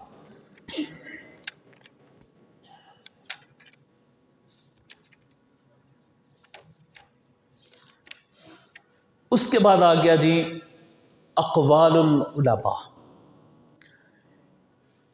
اقوال العلماء میں کچھ مزید کتب کے حوالے سے بھی میں عرض کرنا چاہوں گا۔ یہ تو تہذیب الکمال کا ہم نے ذکر کیا، اور باقی دیگر کتب جو تھیں ان کا ہم نے ذکر کیا۔ باقی جو کتب ہیں ان کا بھی شارٹ تعارف آپ نوٹ کر لیجئے۔ تاریخ الاسلام امام الذہبی رحمہ اللہ کی کتاب، تاریخ الاسلام ووفیات المشاہیر والامصار۔ تاریخ الاسلام امام ذہبی رحمہ اللہ کی کتاب ہے۔ امام ابن حجر اسقلانی فرماتے ہیں کہ انہوں نے اسلام کی تاریخ کو جمع کیا ہے اور اس کام میں وہ سبقت لے گئے۔ یہ امام ابن حجر اسقلانی نے کہا ہے کہ تاریخ الاسلام میں جو اتنا عظیم الشان کام کیا ہے وہ اس میں سبقت لے گئے۔ پھر اس کے بعد امام ذہبی رحمہ اللہ نے خود اس تاریخ الاسلام کو مختلف حصوں میں اس طرح تقسیم کیا کہ اسی سے ہی استفادہ کر کے باقی کتب کو بھی انہوں نے لکھا۔ جس طرح ان کی کتاب ہے العبر کتاب ہے وہ، اور سیر اعلام النبلاء۔ سیر اعلام النبلاء کو بعد نے ایک مستقل تصنیف بھی قرار دیا ہے، اور بعد نے یہ کہا ہے کہ یہ تاریخ الاسلام سے لے گئی ہے، اور یہ ایک حقیقت ہے کہ وہ تاریخ الاسلام سے استفادہ کیا ہے سیر اعلام النبلاء میں امام ذہبی رحمہ اللہ نے۔ اس کے بعد اس کتاب کے اندر ان نے کن کن شخصیات کا ذکر کیا؟ تاریخ الاسلام کے اندر خلفاء کا ذکر کیا، قراء کا ذکر کیا، صوفیاء کا ذکر کیا، فقہاء کا ذکر کیا، محدثین کا ذکر کیا، سلاطین کا ذکر کیا، شعراء کا ذکر کیا، اور نحات کا ذکر کیا، نحویوں کا، ان کا بھی ذکر کیا، مختلف شخصیات کا۔ صرف اس کے اندر محدثین کرام کا انہوں نے ذکر نہیں کیا، مختلف شخصیات کا اس کے اندر انہوں نے ذکر کیا ہے۔ وہ فرماتے ہیں کہ میں دیکھ رہا تھا، خود مقدمہ میں لکھتے ہیں، وجہ بتاتے ہیں کہ میں نے یہ کتاب کیوں لکھی۔ فرماتے ہیں کہ میں نے دیکھا کہ بہت زیادہ مواد لوگوں کے سینوں میں بھی ہے، لوگوں کے پاس بھی ہے، کچھ مواد کتابوں کے اندر بھی ہے، تو جو اہم چیزیں ہیں کہیں ایسا نہ ہو کہ وہ رہ جائیں اور امت تک نہ پہنچے۔ تو میں نے کہا کہ میں اس پر ایک کام کرتا ہوں تاکہ میں یہ اہم مواد جو ہے وہ امت مسلمہ کو پیش کر سکوں۔ اس وجہ سے پھر وہ یہ وجہ مقدمہ میں بیان کرتے ہوئے یہ لکھتے ہیں۔ تو انہوں نے بتایا کہ یہی وجہ ہے کہ میں نے اس کتاب کا انتخاب کیا ہے۔ پھر فرماتے ہیں کہ میں نے اس میں سے جتنا مواد میں نے جمع کیا، اس میں سے میں نے مخصوص کیا کہ اس مواد کو میں جمع کروں گا۔ اگر میں سارا مواد اس طرح رکھ دیتا تو 100 جلد اس کی بن جاتی۔ تو میں نے وہ 100 جلد نہیں اس کی بنائی، بلکہ میں نے اس کو چند جلدوں میں جو ہے وہ اس پر کام کیے. وہ جیسے جیسے کوئی مکتبہ اس کو شائع کرتا ہے اس کے مطابق تقریباً 15 جلدوں پر مشتمل ہے تاریخ الاسلام. ویسے پھر وہ جو کوئی نیچے تحقیق کی ہوگی کسی نے، یا الفاظ بڑے کر دیے ہوں گے یا چھوٹے کر دیے ہوں گے، وہ چھپا خانے کے اعتبار سے ہی ہوتا ہے کہ وہ کتنی جلدوں میں اس کو شائع کر رہے ہیں. اس کے اندر انہوں نے وہی رموز ذکر کیے ہیں جو میں نے آپ کو پہلے بتائے ہیں. وہ عین والے اور فور والے اور خا دال نون سین، یہ انہوں نے باقاعدہ طور کتابوں کا ذکر نہیں کیا، صرف رموز جو ہیں وہ انہوں نے ذکر کر دیے تاکہ پڑھنے والے کے لیے آسانی ہو جائے.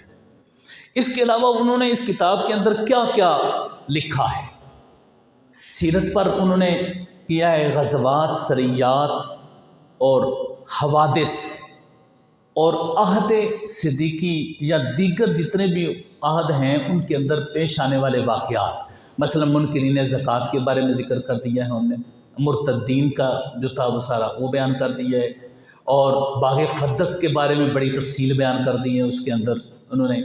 اسی طرح باقی جو ابحاث ہیں، مثال کے طور پر امام حسین رضی اللہ تعالیٰ عنہ کا 61 ہجری میں آتا ہے، تو اس کو انہوں نے مقتل حسین کا بھی ایک ٹائٹل دیا ہے باقاعدہ طور پر. تو اس طرح انہوں نے جو ہے وہ ذکر کیا. لیکن ان کا ایک بڑا پیارا اسلوب ہے،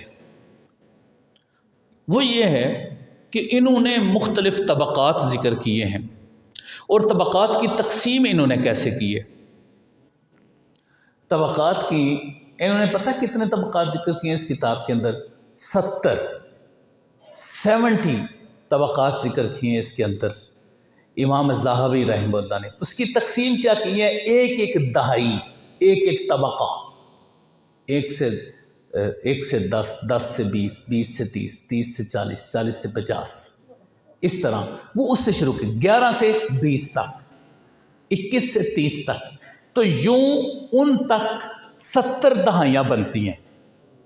وہ 700 تک لکھے شروع سے لے کر 700 تک، تو وہ 70 دہائیاں بنی.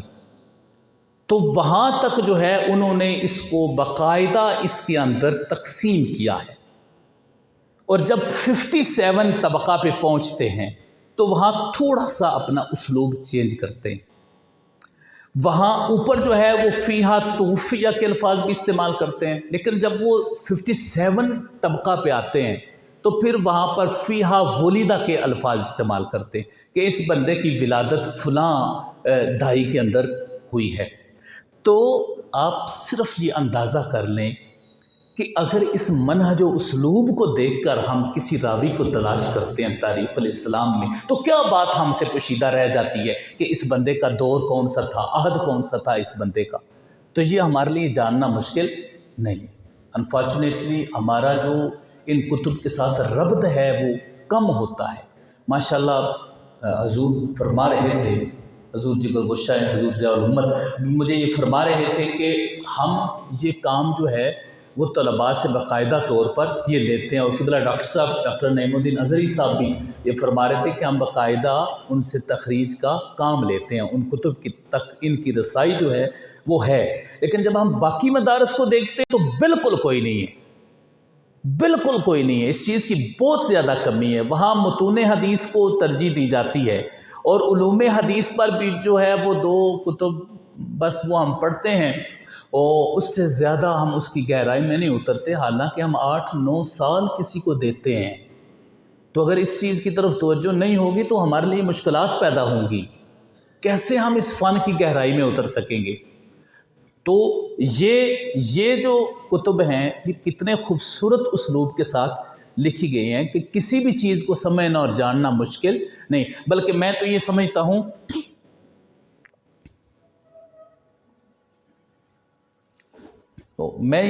ہوں کہ یہ جو چیزیں ہیں اگر یہ ہمارے ذہن میں ہوں گی تو ہمارے لیے کافی حد تک جو ہے وہ آسانیاں ہو جائیں گی. اس کے علاوہ آگے کافی زیادہ کتب تھیں جن کا میں نے آپ کو تعارف کروانا تھا، لیکن اختصار کے ساتھ 2-3 کتابیں انتہائی ضروری سمجھ رہا ہوں. ایک میزان الاعتدال اور ایک لسان المیزان.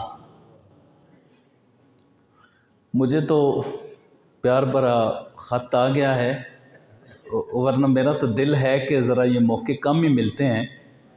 تو اگر وقت کچھ زیادہ مجھے ملے تو میں آپ کو مزید اس حوالے سے کچھ چیزیں عرض کرنا چاہوں گا. اچھا،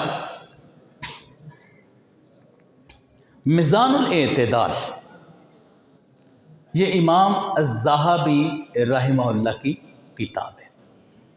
انہوں نے اس کتاب کے اندر، یہ تقریباً 4 جلدوں پر مشتمل ہے، اور ان کی اپنی ایک کتاب ہے المغنی فی ضعفاء الرجال، اسی کو انہوں نے مزید پھیلایا ہے میزان الاعتدال میں۔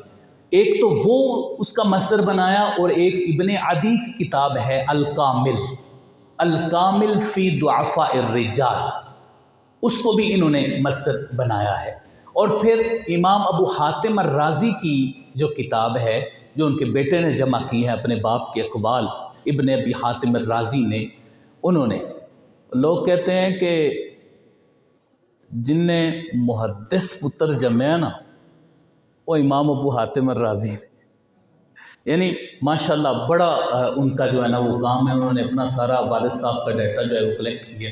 انہوں نے جن راویوں کو مجہول کہا ہے وہ سارا مواد انہوں نے جو ہے وہ امام ذہبی رحمہ اللہ نے میزان الاعتدال میں لی۔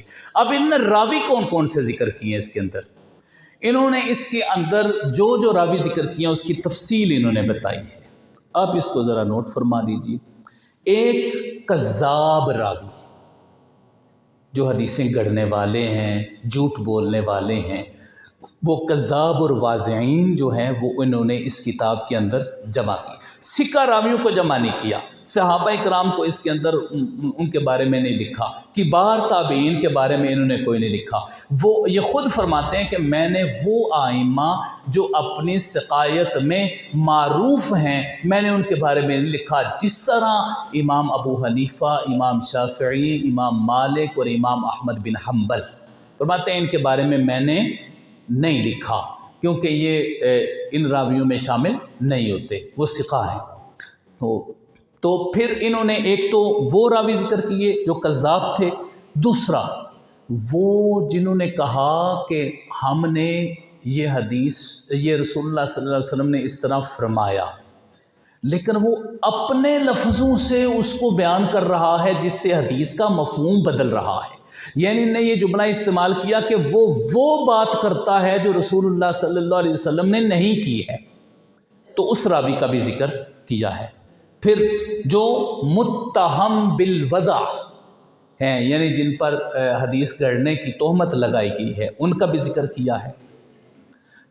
پھر اس کے بعد متروکین فی الحدیث کا ذکر کیا ہے اس کے اندر۔ وہ حفاظ الحدیث جو عدالت میں کمزور ہیں، وہ حفاظ الحدیث جو عدالت میں کمزور ہیں، ان کا بھی ذکر کیا۔ جو حافظہ کی وجہ سے ضعیف ہیں، ان کا بھی ذکر کیا۔ جن کی روایات تو قابل قبول ہیں، روایات قابل قبول ہیں، لیکن حلال و حرام کے اندر ان کی روایات قابل قبول نہیں ہیں، ان کا بھی ذکر کیا اس کے اندر۔ پھر وہ لوگ جو خود تو ٹھیک ہیں لیکن مستور الحال ہونے کی وجہ سے ان پر جو حکم لگایا گیا ہے، ان کا بھی ذکر کیا ہے، اور جو مجہول راوی ہیں ان کا بھی ذکر کیا ہے۔ میزان الاعتدال کے اندر سمجھ لیں کہ انہوں نے کانٹ چھانٹ کر دی ہے کہ جتنے ضعیف تھے، کذاب تھے، واضعین تھے، ان سب کو میزان الاعتدال کے اندر انہوں نے رکھ دیا ہے۔ ان کے رموز ہیں، میں اس گہرائی میں نہیں جاؤں گا، ان کا جو طریقہ کار ہے اس طرف بھی میں نہیں جاؤں گا۔ 11,053 راویوں کو ذکر کیا ہے میزان الاعتدال کے اندر، انہوں نے 11,053 راویوں کو۔ اس کے بعد آگے جی لسان المیزان، امام ابن حجر عسقلانی کی کتاب ہے، یہ 7 جلدوں پر مشتمل ہے، اور میزان الاعتدال کی تہذیب ہے، جو امام ذہبی کی کتاب ہے میزان الاعتدال، اس کی تہذیب ہے۔ اس کے اندر انہوں نے مختلف قسم کے راویوں کا ذکر کیا ہے۔ ایک تو جو ان کی تہذیب و تہذیب کے اندر آگے تھے، تہذیب الکمال کے اندر، انہوں نے لسان المیزان میں ذکر نہیں کیے، لیکن بہت زیادہ ایسے راویوں کو مزید ذکر کیا ہے جو اس ضمن میں آتے تھے لیکن امام ذاہبی نے ان کو ذکر نہیں کیا تھا۔ لسان المیزان میں امام ابن حجر اسقلانی نے اس کو ذکر کیا ہے، اور حروف تہجی کی ترتیب سے انہوں نے یہ مرتب کی ہے کتاب۔ پھر اس کے بعد پہلی جلد سے لے کر چھٹی جلد تک جو ہے یہ حروف تہجی جاتے ہیں۔ پھر اس کے بعد آگے باب الکنا، باب المبہمات، المتفرقات وغیرہ سارے اس کے اندر آتے ہیں۔ دوسرا ذیل المیزان، لکھیے کتاب کا نام ذیل المیزان، امام زین الدین عراقی کی کتاب ہے۔ یہ امام زین الدین عراقی نے میزان الاعتدال کے اوپر ذیل لکھی ہے، یعنی اس کی تہذیب لکھی ہے۔ تو بہت سارے ایسے راویوں کا ذکر کیا تھا امام عراقی نے جو امام ذاہبی نے ذکر نہیں کیا، تو امام ابن حجر اسقلانی نے وہ جو نئے راوی ذکر کیے جن کو امام ذاہبی نے ذکر نہیں کیا تھا، ان کا امام ابن حجر اسقلانی نے عراقی کی اس کتاب سے استفادہ کیا ہے لسان المیزان کے اندر۔ تو آپ یہ کہہ سکتے ہیں کہ اس کا اصل تو میزان الاعتدال ہے، لیکن استفادہ کے لیے انہوں نے ذیل جو ہے ان کی امام عراقی کی، ان سے بھی استفادہ انہوں نے کیا۔ ترتیب وہی ملوز خاطر رکھی ہے، لیکن ایک تھوڑا سا فرق بھی مزید واضح کروں کہ لسان المیزان اور میزان الاعتدال کا فرق کیا ہے۔ فرق یہ ہے کہ کبھی کبھی جب یہ راوی کا ذکر کیا ہے امام ذاہبی نے، تو امام ابن حجر اسقلانی نے تفصیلاً اس کو ذکر کر دیا ہے، اس کے اندر اضافہ بھی کیا ہے، جہاں اس کے اندر اس کو شارٹ کیا ہے، غیر ضروری کو نکالا ہے، وہاں اضافہ بھی کیا ہے راوی کے احوال پر۔ مثال کے طور پر اس کی ایک مثال میں عرض کرتا ہوں، ربیہ بن نابغہ عن ابیہ عن علی فی الاضحیۃ لم یصح قالہ البخاری، یہ اتنا ذکر کیا تھا امام ذاہبی نے۔ یہ ذکر کرنے کے بعد جب امام ابن حجر اسقلانی نے جب اس کو لسان المیزان کے اندر اس کا ذکر کیا تھا، تو یہ ساری بات ذکر کرنے کے بعد آگے فرمایا وَذَكَرَهُ ابن حبان فی الثقات وَذَكَرَهُ العقیلی فی الضعفاء، یعنی یہ آگے پوری عبارت لے کر آئے اور اس کے مزید حوالے بھی انہوں نے دے دیے۔ لیکن جس وقت امام ابن حجر اسقلانی کچھ اضافہ کرتے ہیں، امام ابن حجر اسقلانی جس وقت اضافہ کرتے ہیں تو کچھ علامات اندر لکھتے ہیں۔ اگر آپ لسان المیزان پڑھیں گے تو آپ کو سمجھ نہیں آئے گی کہ یہ کیا ہے، اگر آپ یہ رموز سمجھ جائیں گے تو آپ کو سمجھ آ جائے گی کہ یہ کیا چیز ہے۔ تو اس حوالے سے یہ نوٹ فرما لیجئے، جب امام ابن حجر اسقلانی زا لے کر آئیں، زا،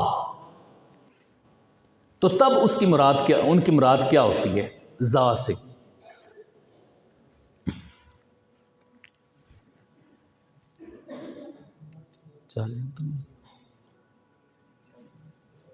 زا سے مراد کیا ہوتی ہے امام ابن حجر اسقلانی کی؟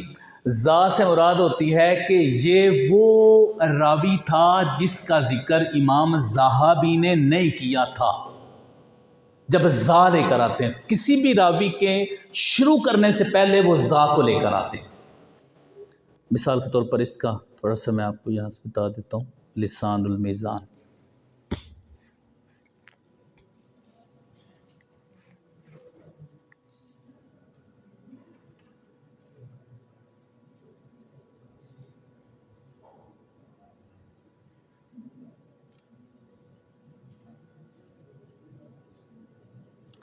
یہ آ گئے، یہ کیا لکھا ہوا ہے؟ من اسمہ عبد الرحیم، آگے کیا لکھا ہوا ہے؟ زا عبد الرحیم۔ اس کا مطلب ہے کہ یہ جو عبد الرحیم راوی ہیں ان کا ذکر امام ذاہبی نے میزان الاعتدال میں نہیں کیا تھا، اس کا ذکر ابن حجر اسقلانی نے کیا ہے۔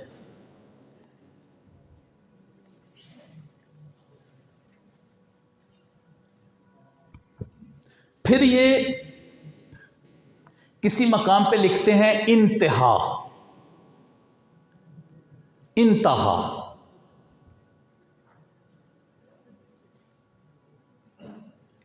انتہا جہاں پر لکھتے ہیں اس کا مطلب ہے کہ یہاں تک ذاہبی کی عبارت تھی، اس کے آگے میں نے لکھا ہے۔ جہاں پر یہ لفظ انتہا لے کر آتے ہیں۔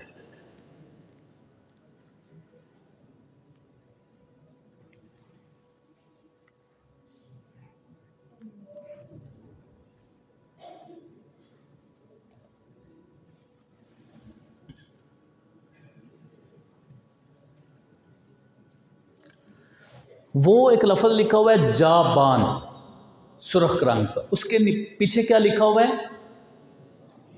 زال، زانی، کیا لکھا ہوا ہے؟ زال۔ جب یہ زال لکھتے ہیں تو اس کا مطلب یہ ہوتا ہے کہ یہ جو امام عراقی کی کتاب ذیل المیزان ہے، میں نے وہاں سے لیا ہے، یہ ابن حجر اسقلانی کہتے ہیں۔ جب زا لکھتے ہیں تو اپنی طرف سے، جب زال لکھتے ہیں تو امام عراقی کی ذیل المیزان، ذیل میزان الاعتدال ہے، اس سے یہ لیتے ہیں تو زال لکھتے ہیں۔ اور انتہا کا جو لفظ لکھتے ہیں وہ میں نے عرض کر دیا ہے آپ سے۔ میں اب زیادہ جو ہے وہ تفصیل میں مزید نہیں جانا چاہوں گا، ورنہ میں یہ چاہتا تھا کہ کچھ جو تعارف ہیں ان کتب کے الحمدللہ کافی حد تک آپ کو پتہ چل گیا ہوگا، ٹھیک ہے۔ ان کو جب آپ نے جانا ہے تو آپ نے کوشش ہی فرمانی ہے کہ آپ اس پر مزید اس کا مطالعہ کریں۔ اب آگے میں ایک کتاب کا مختصر سا تعارف عرض کروں گا، وہ ہے کتاب الانساب، امام سمعانی کی۔ یہ وہ کتاب ہے جو میرے تقیہ کے پاس ہوتی ہے۔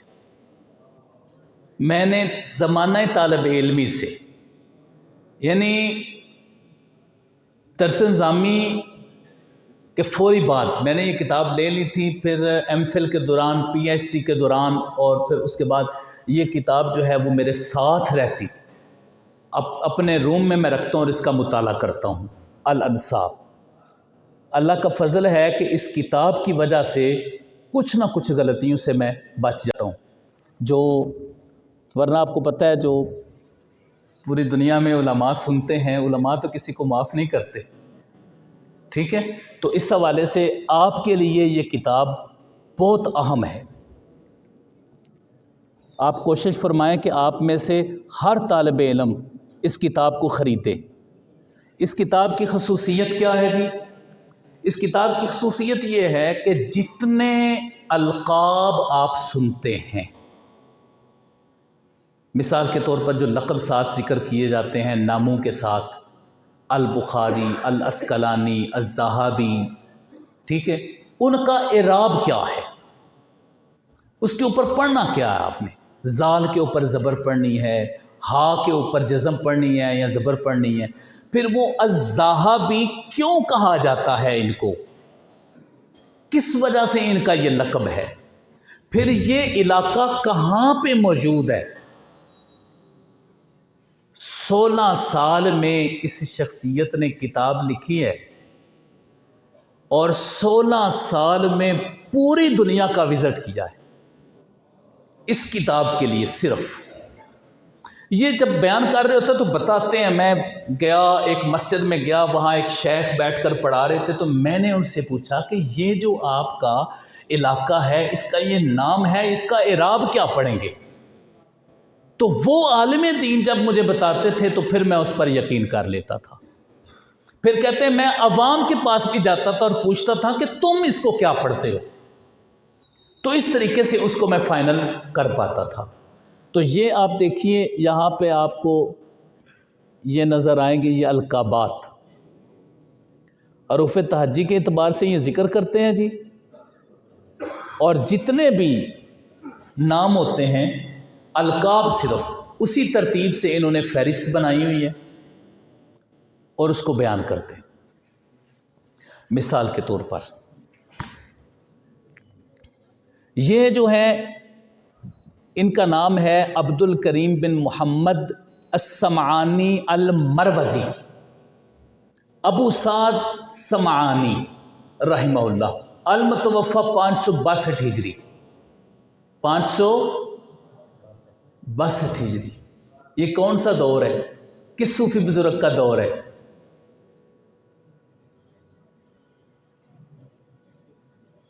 حضور شیخ سیدنا عبد القادر جیلانی رحمہ اللہ۔ ٹھیک ہے.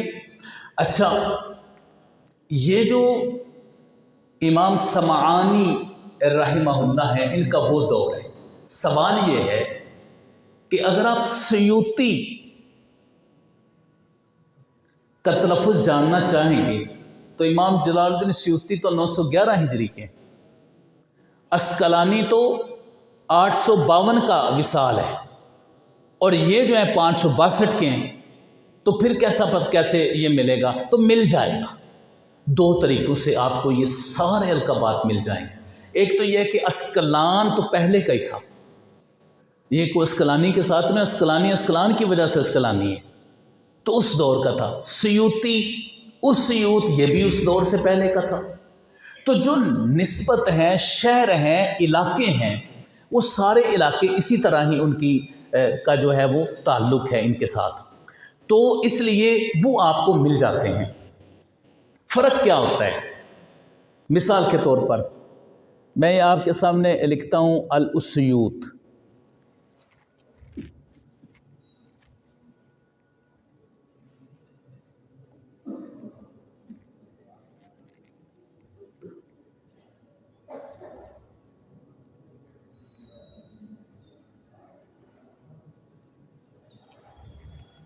یہ جو میں آپ کو عرض کرنا چاہتا ہوں، اگر آپ یہ چیز سمجھ گئے نا تو آپ کو بہت زیادہ فائدہ بھی ہوگا، اور آپ سمجھیں گے کہ یہ چیز بڑی اہم ہے.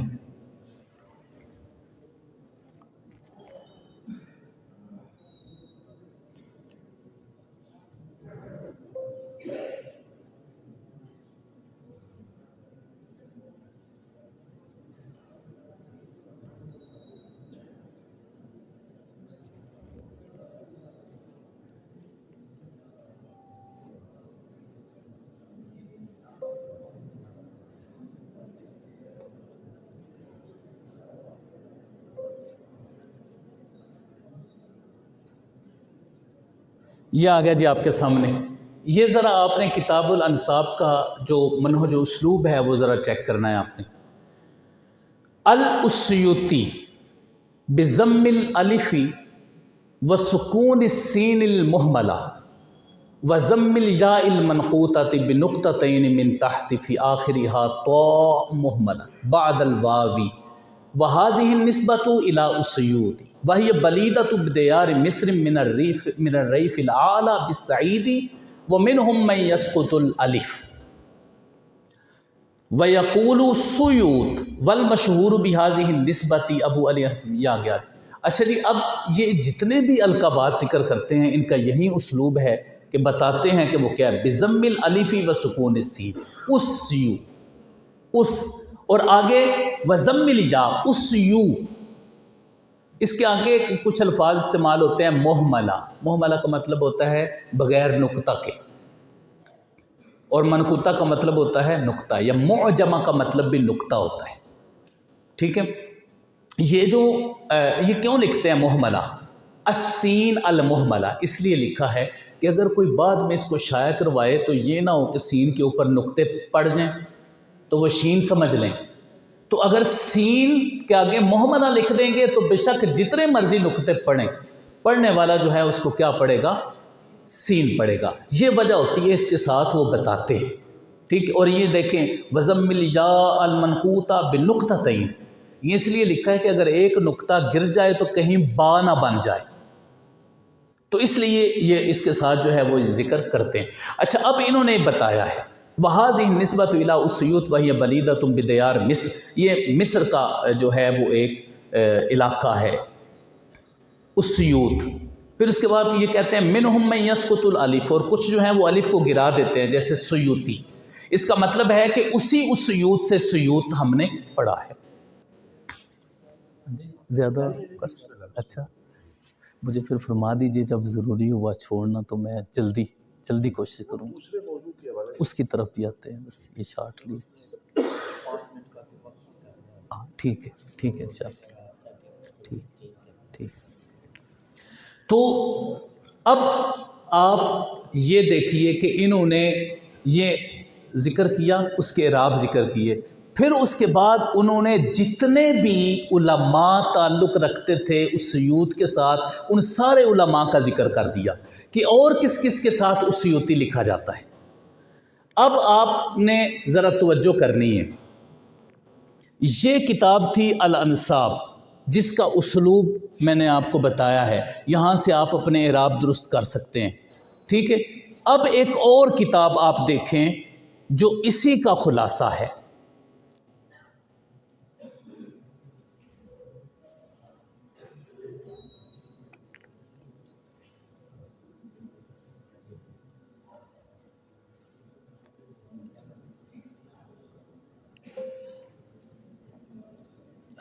یہ کتاب ہے جی لب اللباب فی تحریر الانساب، یہ امام جلال الدین سیوطی رحمہ اللہ کی کتاب ہے، لب اللباب فی تحریر الانساب۔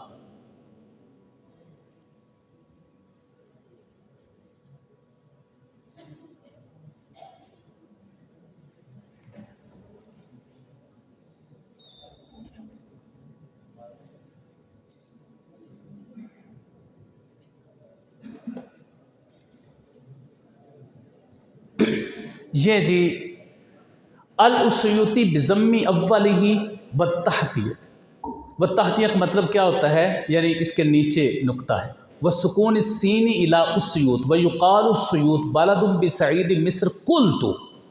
اب یہ امام جلال الدین سیوطی فرما رہے ہیں قلت، یعنی اپنے علاقے کے بارے میں وہ تفصیل بتا رہے ہیں۔ اب ظاہر ہے جب کبھی سیوطی کی بات ہوگی تو اگر امام جلال الدین سیوطی اپنے علاقے کی بات کریں گے تو وہ معتبر ہوگی۔ یہ کیا فرماتے ہیں، فیہا خمسۃ اوجہ ضم الحمزۃ وکسرھا واسقاطھا۔ فرماتے ہیں وہ جو ضمہ حمزہ ہے اس سیوط، اس کے ضمہ کے ساتھ اس سیوط، کسرہ کے ساتھ اس سیوط، اور اسقاط کے ساتھ سیوط، وتثلیث السین، اور سین کی 3 حرکتیں، سیوطی سیوطی سیوطی، تینوں طریقے سے آپ اس لفظ کو پڑھ سکتے ہیں، سیوطی سیوطی۔ اور عمومی طور پر اس طرح ہوتا ہے کہ جب کبھی کوئی اس طرح کا کوئی لفظ پڑھ رہا ہو تو بندہ کہتا ہے یار تم غلط پڑھ رہے ہو، یہ تو سیوطی ہے۔ تو اگر آپ کو ان وجوہات کا علم ہوگا تو آپ کسی کو یہ نہیں کہیں گے۔ تو سیوطی سیوطی اور سیوطی، یہ فائدہ ہوتا ہے جب کسی کتاب کا خلاصہ لکھا جاتا ہے، تہذیب لکھی جاتی ہے تو اس پر یہ کام، تو آپ نے یہ کوشش فرمانی ہے کہ آپ نے ان کتب کو اپنے مطالعہ کا حصہ بنانا ہے۔ اب میں صرف 5 سے 7 منٹ آپ کے مزید جو ہے وہ اس پر لوں گا، پھر اس کے بعد تھوڑی دیر کے لیے جو ہے وہ وقفہ ہوگا، اور اس کے بعد انشاءاللہ العزیز ہم حدیث ضعیف کے متعلق جو ہے وہ پڑھیں گے۔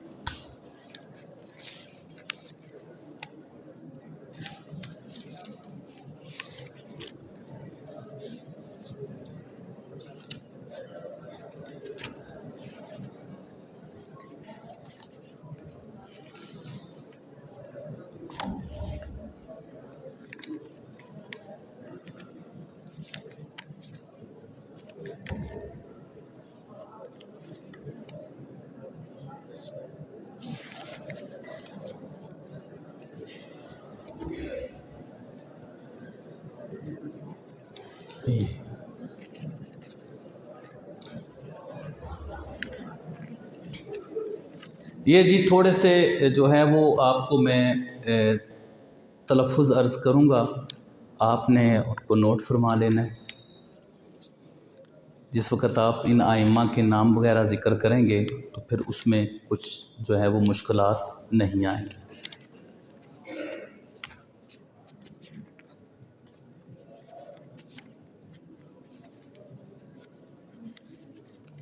طیب صاحب وہ فائل کدھر ہے اسماء کی القاب وغیرہ کی، ادھر ہی پڑی تھی نا، آگے پیچھے ہو گیا، اس میں ذرا چیک کریں، وذہبی اور ابن حجر اسقلانی والی۔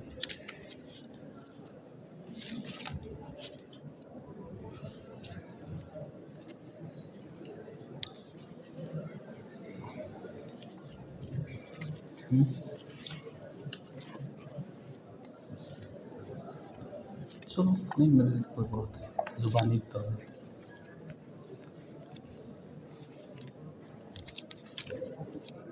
کابل تھی نہیں، فائل نہیں تھی، نہیں تھی.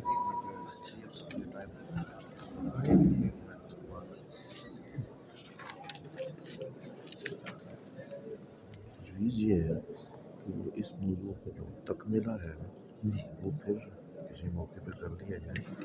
اور اب جو حدیث ضعیف کیونکہ ہم نے سیشن رکھے ہوتے ہیں 11 بجے تک، 11:15 تک چلے جائیں گے کیونکہ چونکہ میں کلاس پڑھنی ہے. تو حدیث ضعیف کے اوپر بنیادی باتیں چند جو ہیں مختصر ساتھ کے ساتھ. حضرات محترم توجہ فرمائیں. وَاصْبِرُوا إِنَّ اللَّهَ مَعَ الصَّابِرِينَ. 5 منٹ کی گفتگو بڑی ضروری ہے. وہ کرتے ہیں. ضرور توجہ فرمائیں. ڈاکٹر صاحب قبلہ بڑے دور سے تشریف لائے ہیں اور یہ موقع بار بار نہیں ملتے، اور اس موضوع پہ صرف آخری 2-4 منٹ کی چند کلیدی باتیں جو آپ ضروری سمجھتے ہیں وہ فرمائیں گے. پھر 5 منٹ کا 10 منٹ یا 5 منٹ کا تھوڑا سا ادھر ہی تھوڑا گیپ ہوگا، اور پھر حدیث ضعیف کے اوپر صرف جو اہم نکات ہیں ان کے اوپر ڈاکٹر صاحب ہمیں رہنمائی کریں گے. اور ہم امید کرتے ہیں کہ انشاءاللہ ابھی 11:15 ہوئے ہیں، تو 11:15 11:30 بجے دعا ہو جائے گی، اس سے آگے ہم نہیں جائیں گے. تو آپ احباب جیسے پہلے تحمل اور برداشت کا آپ نے مظاہرہ کیا اور صبر سے سنتے رہے، اسی طرح میں توقع کرتا ہوں کہ آپ تشریف فرما رہیں گے. یہ تو دیکھیں میرے پاس طالب علم جو پڑھنے آتے ہیں پورے پاکستان کے مختلف علاقہ جات سے آتے ہیں، وہ تو ہر ہفتے والے دن جو ہے وہ عشاء سے لے کر رات 2 بجے تک پڑھتے ہیں، اور میں اکیلا ہی پڑھاتا ہوں. تو آپ نے اتفاق کر لیا کہ 11:15 بجے آپ کی کلاس ختم ہو جائے گی.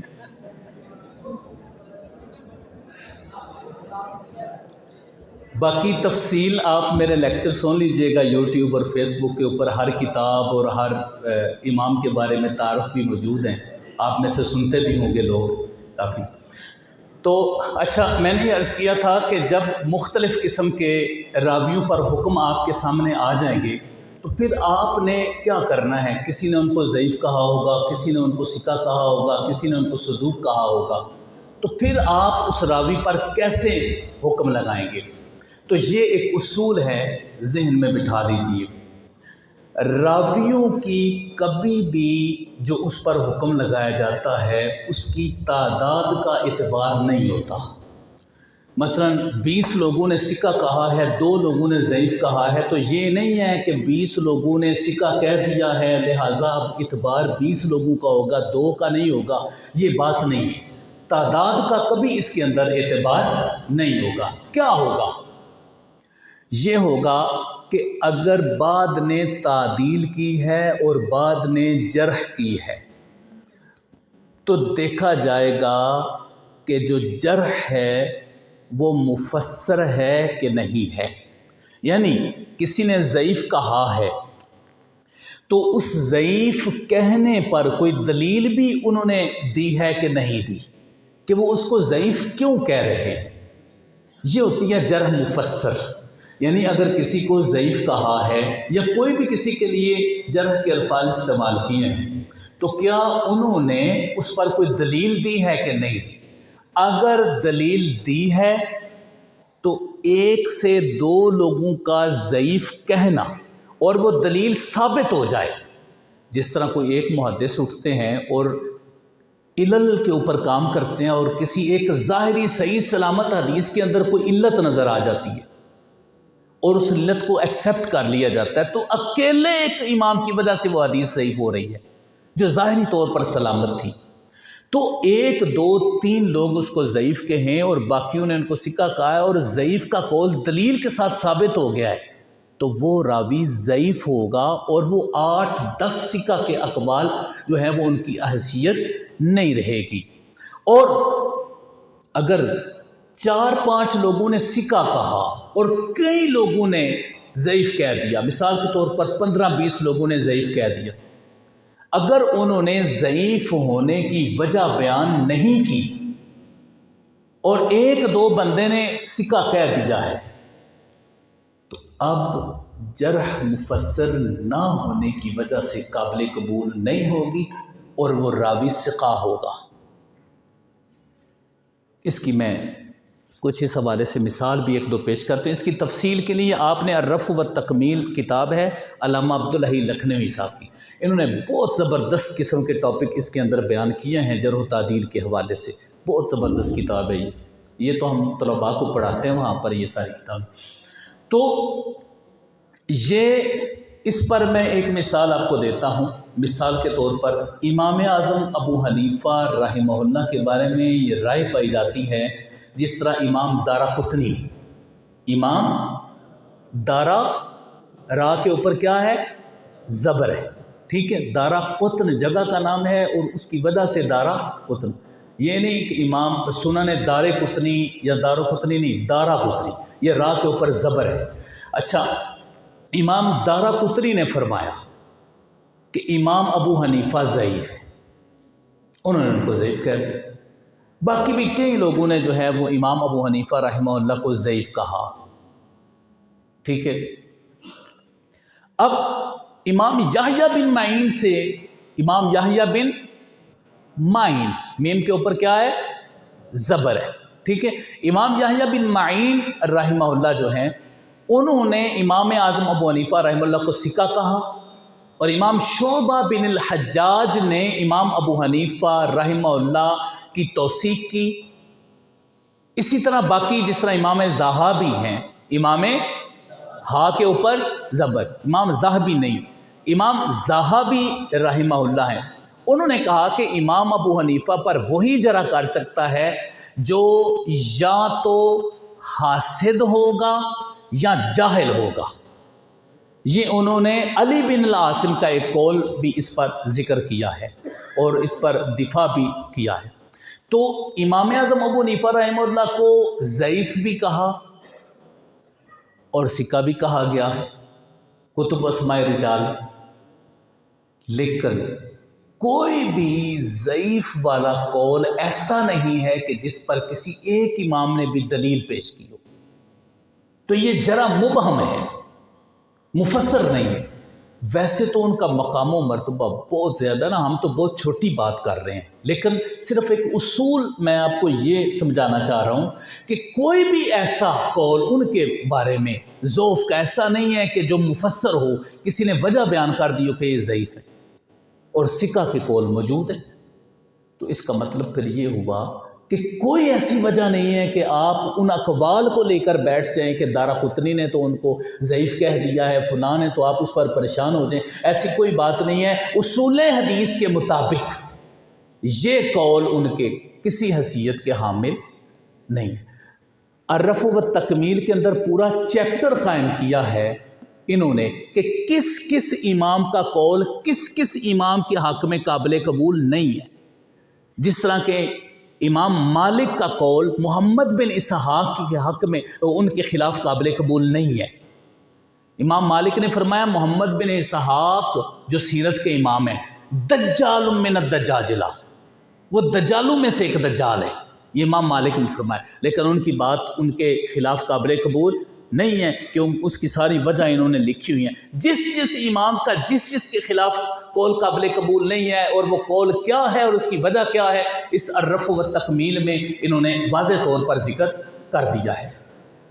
یہ زبیر علی زئی، اس کا ایک رسالہ ہے، الامام محمد بن الحسن الشیبانی کذابن،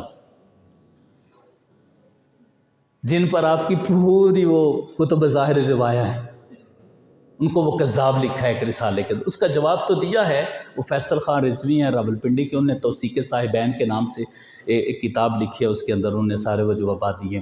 تو آپ نے یہ اصول دیکھنا ہے کہ وہ جرح مفسر ہے یا جرح مبہم ہے، اور اگر ایسا ہو کہ ایک بھی قول توثیق کا نہیں ہے، ایک بھی قول توثیق کا نہیں ہے، سارے ضعف والے اقوال ہیں، اور وہ جرح جو ہے وہ مفسر نہیں ہے، کسی نے بتایا نہیں ہے کہ ضعیف کیوں ہے، لیکن توثیق والا کوئی قول موجود نہیں ہے، تو اب وہ راوی آٹومیٹکلی ضعیف ہو جائے گا، کیونکہ اس کے مقابلے میں توثیق یہ اس صورت میں جرح مفسر کی ڈیمانڈ ہوگی جس وقت مقابلہ میں جو ہے وہ اس کو راوی کو ثقہ قرار دے دیا گیا ہوگا۔ اب آپ کو یہ سمجھ آ گئی ہے جی، جب مختلف اقوال سامنے آئیں گے، راوی ثقہ ہوگا، اس کے مرتبے ہیں، آپ کتب الجرح و تعدیل کے اندر اس کے مراتب پڑھ لیجئے گا، راوی صدوق ہو تو حدیث حسن ہوتی ہے، اور اگر وہ ثقہ ہوں تو اس اعتبار سے حدیث کے مختلف مراتب ہوتے ہیں۔ تو یہ تھا جی آج ہمارا حدیث پاک کے حوالے سے اور کتب اسماء الرجال کا تعارف تھا۔ اب دوسرا ٹھہر کیا